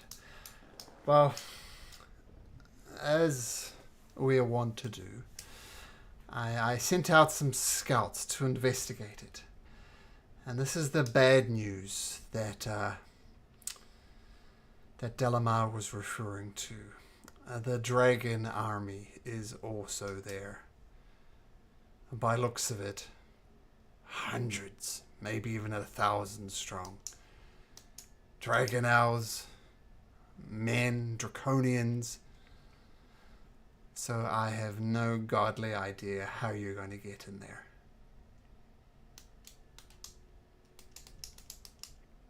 That's not as quite as bad news. That's what's the proverb? 2 fish, 1 stone? No, two birds. Yes. 2 fish, 1 stone. So 2 lizards, for 1 a tail. halfling. Sorry. So yeah, we've got an army. We've got but yeah, it sounds a bit much. How big's your There's- army? Not big enough for fighting 1,000 soldiers, is it? No. But could you tell us more about the terrain? Perhaps we can use that to our advantage. Exploit a flash flood or cause an avalanche or something. Well, I do have some further intel. We managed to capture one of the Dragon Army soldiers. Let's just say we extracted some information out of him. The Dragon Army is led by a creature he referred to as Lord Soth. I believe you've mentioned him before. Yes. Fudge. Now the canyon to the city itself is blocked by a stone fortification, and the walls surrounding the city itself are riddled with passageways, and one of these leads to, according to our intel, to a place called Wind's End, a gusty cavern of sorts. And we're unsure whether this intel is true or not, but the Dragon Army soldier insisted that behind Wind's End was a back entrance into the city of Lost Names. It's apparently where the Dragon Owls are based. I cannot guarantee if this intel is true or not. But if you were looking for a way into the city, that would be a way. But I'm open to ideas. Is that big enough to bring our battalion of 250 soldiers into, or is it too small for that? I think maybe. Well, if you wanted to do it on the down low, you're not going to be able to move a whole army through there. And it's the army surrounding the city, and therefore they're surrounding the Dragon Owl pens. So to get to the pens and potential the back door into the city of Lost Names, you have to go through the army. What if we had our army as like it sounds horrible, but I mean, like, to be as like a distraction and like attack from the front while we try to go through this Wind's End? Well, 250s. I gotta ask this question before I answer your questions, Gwyn. What state of spirits on your army is? Are they high spirits? Are they down? They're looking for a fight? What's your state of mind? What is it? I mean, I'm the last one who saw them. Try to pep them up a bit. Well, they were down due to the Black Dragon strafing them. Like, they lost a good 20 men. Some of them were horribly injured. But you did wander around, if you remember, and just gave encouraging words, trying to raise spirits. In your opinion, they're slightly up. Down from pre the Dragon Army, but spirits are on the rise, but far from peak. Could it be possible to get the army to strike at the pens, and then when we've broken through, the army can retreat? Well, firstly, you didn't answer my question. What spirits is your army in? Oh, well, they've been in better sorts, but the Black Dragon did a hit on them. But well, with the dragon dead, its decapitated head a trophy, its skin adorning their shields and armor. Well, this is And further to answer your question, Quinn. or your statement. Well, it's good that they killed a dragon. That's great. It's good that they're wearing the dragon scales on their shields. That is good. But keep in mind, they're going up against a very fanatical army. They are convinced. I'm not entirely sure what they're planning, but it can't be good. But they speak of it with a fervor. So you're going to have an army in good spirits against an army of religious zealots would be the best way to do it. So further to your point, Gwyn, I'm worried about the soldiers being massacred. I don't know. 250 versus 1,000? I don't know. I guess this is more your decision whether you wish to use your men as bait, I guess is what you're suggesting, and then sneak in through the Dragonel pens. It's not a call I can make. I guess at the end of the day that would be up to Ilva, but it does seem like the safest way for us to be able to get inside without being noticed. Elva? Well, I don't want to throw the lives of my soldiers away. But we need to end Lord Soth and his plans.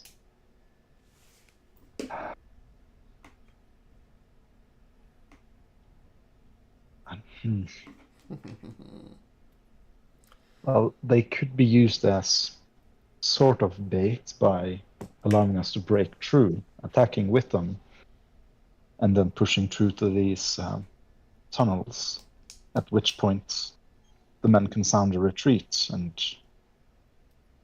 well, get away, I suppose. Gwyn seemed to be Hopefully. suggesting a distraction. You seem to be suggesting riding with them to the front lines. Well, it's sort of the same. We just... the Dragon Army surrounds this place, right? Yes. But the pens are just a small part of it. So if you bring all of our army smashing down on that part of their army, it's going to take them a while to gather around all their other troops and hit back. Which might leave us some time to break through and go through the tunnels.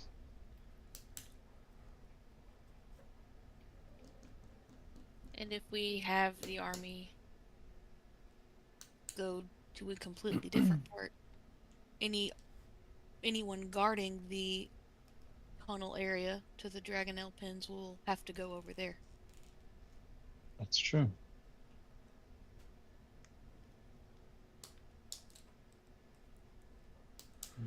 Let's assume But your plan goes argue 100% perfectly. Some of your men are going to die, Gwyn, and Steele and not Steele. Not Steele. Sorry, too soon. Some of your men are going to die, Ilva. Of course, they're gonna die no matter how this plan works. It's a But matter of how many. I Anywhere don't from want to. lots to all. I want to at least go with a choice that allows as many as possible to survive while still giving us the best possible way in, I suppose. I don't want to throw them all away. I mean, even if that's the best way, I don't want to be that kind of leader. Well, trust me on this. No I'm not one sure how said being a good- leader is ever going to be easy. This is what leaders need to do. They need to make the hard decisions. I mean, this is a war we're talking about.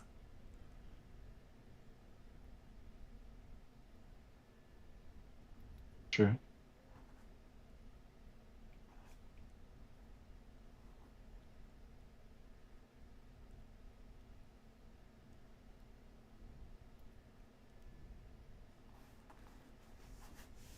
as you ponder this decision, we'll end it there because I want to give. Who are we missing? We're missing Mud and Teo. Teo. He may or may not be back next week. But you have some big decisions to make about how to get into the City of Lost Names. And with Steele gone and this new ally, let's see how useful your new ally is going to be. And we'll pick it up next week. Nice. Sounds good. Sounds good. All right. Good. One question before you go, Matt. Yeah. The Orb of Dragonkin. Who has it at the moment? Like, who did we give it to? Delmar, yeah. Oh, okay. Cool. I'll write it down and I'll ask him about it next session. Okay. Cool beans. Yeah. Okay. Enjoy getting back to Baldur's Gate 3, Doug and Kayla. I don't know what you're Yeah. talking about. Actually, it's funny because I was gonna go mow, and it just stormed this whole session. Now the grass is too wet to mow, so now I have to play Baldur's Gate 3. No. No, bummer. that's so bad. It sucks. Yeah, my kids were supposed to go to man. their camp today, but for the first time in months, just got torrential rain, so they couldn't go. So, of course, summer camp comes along, and then the rain comes. What can you do? Okay, guys, we'll see you next time. Okay, bye. All right, see you next time. Bye.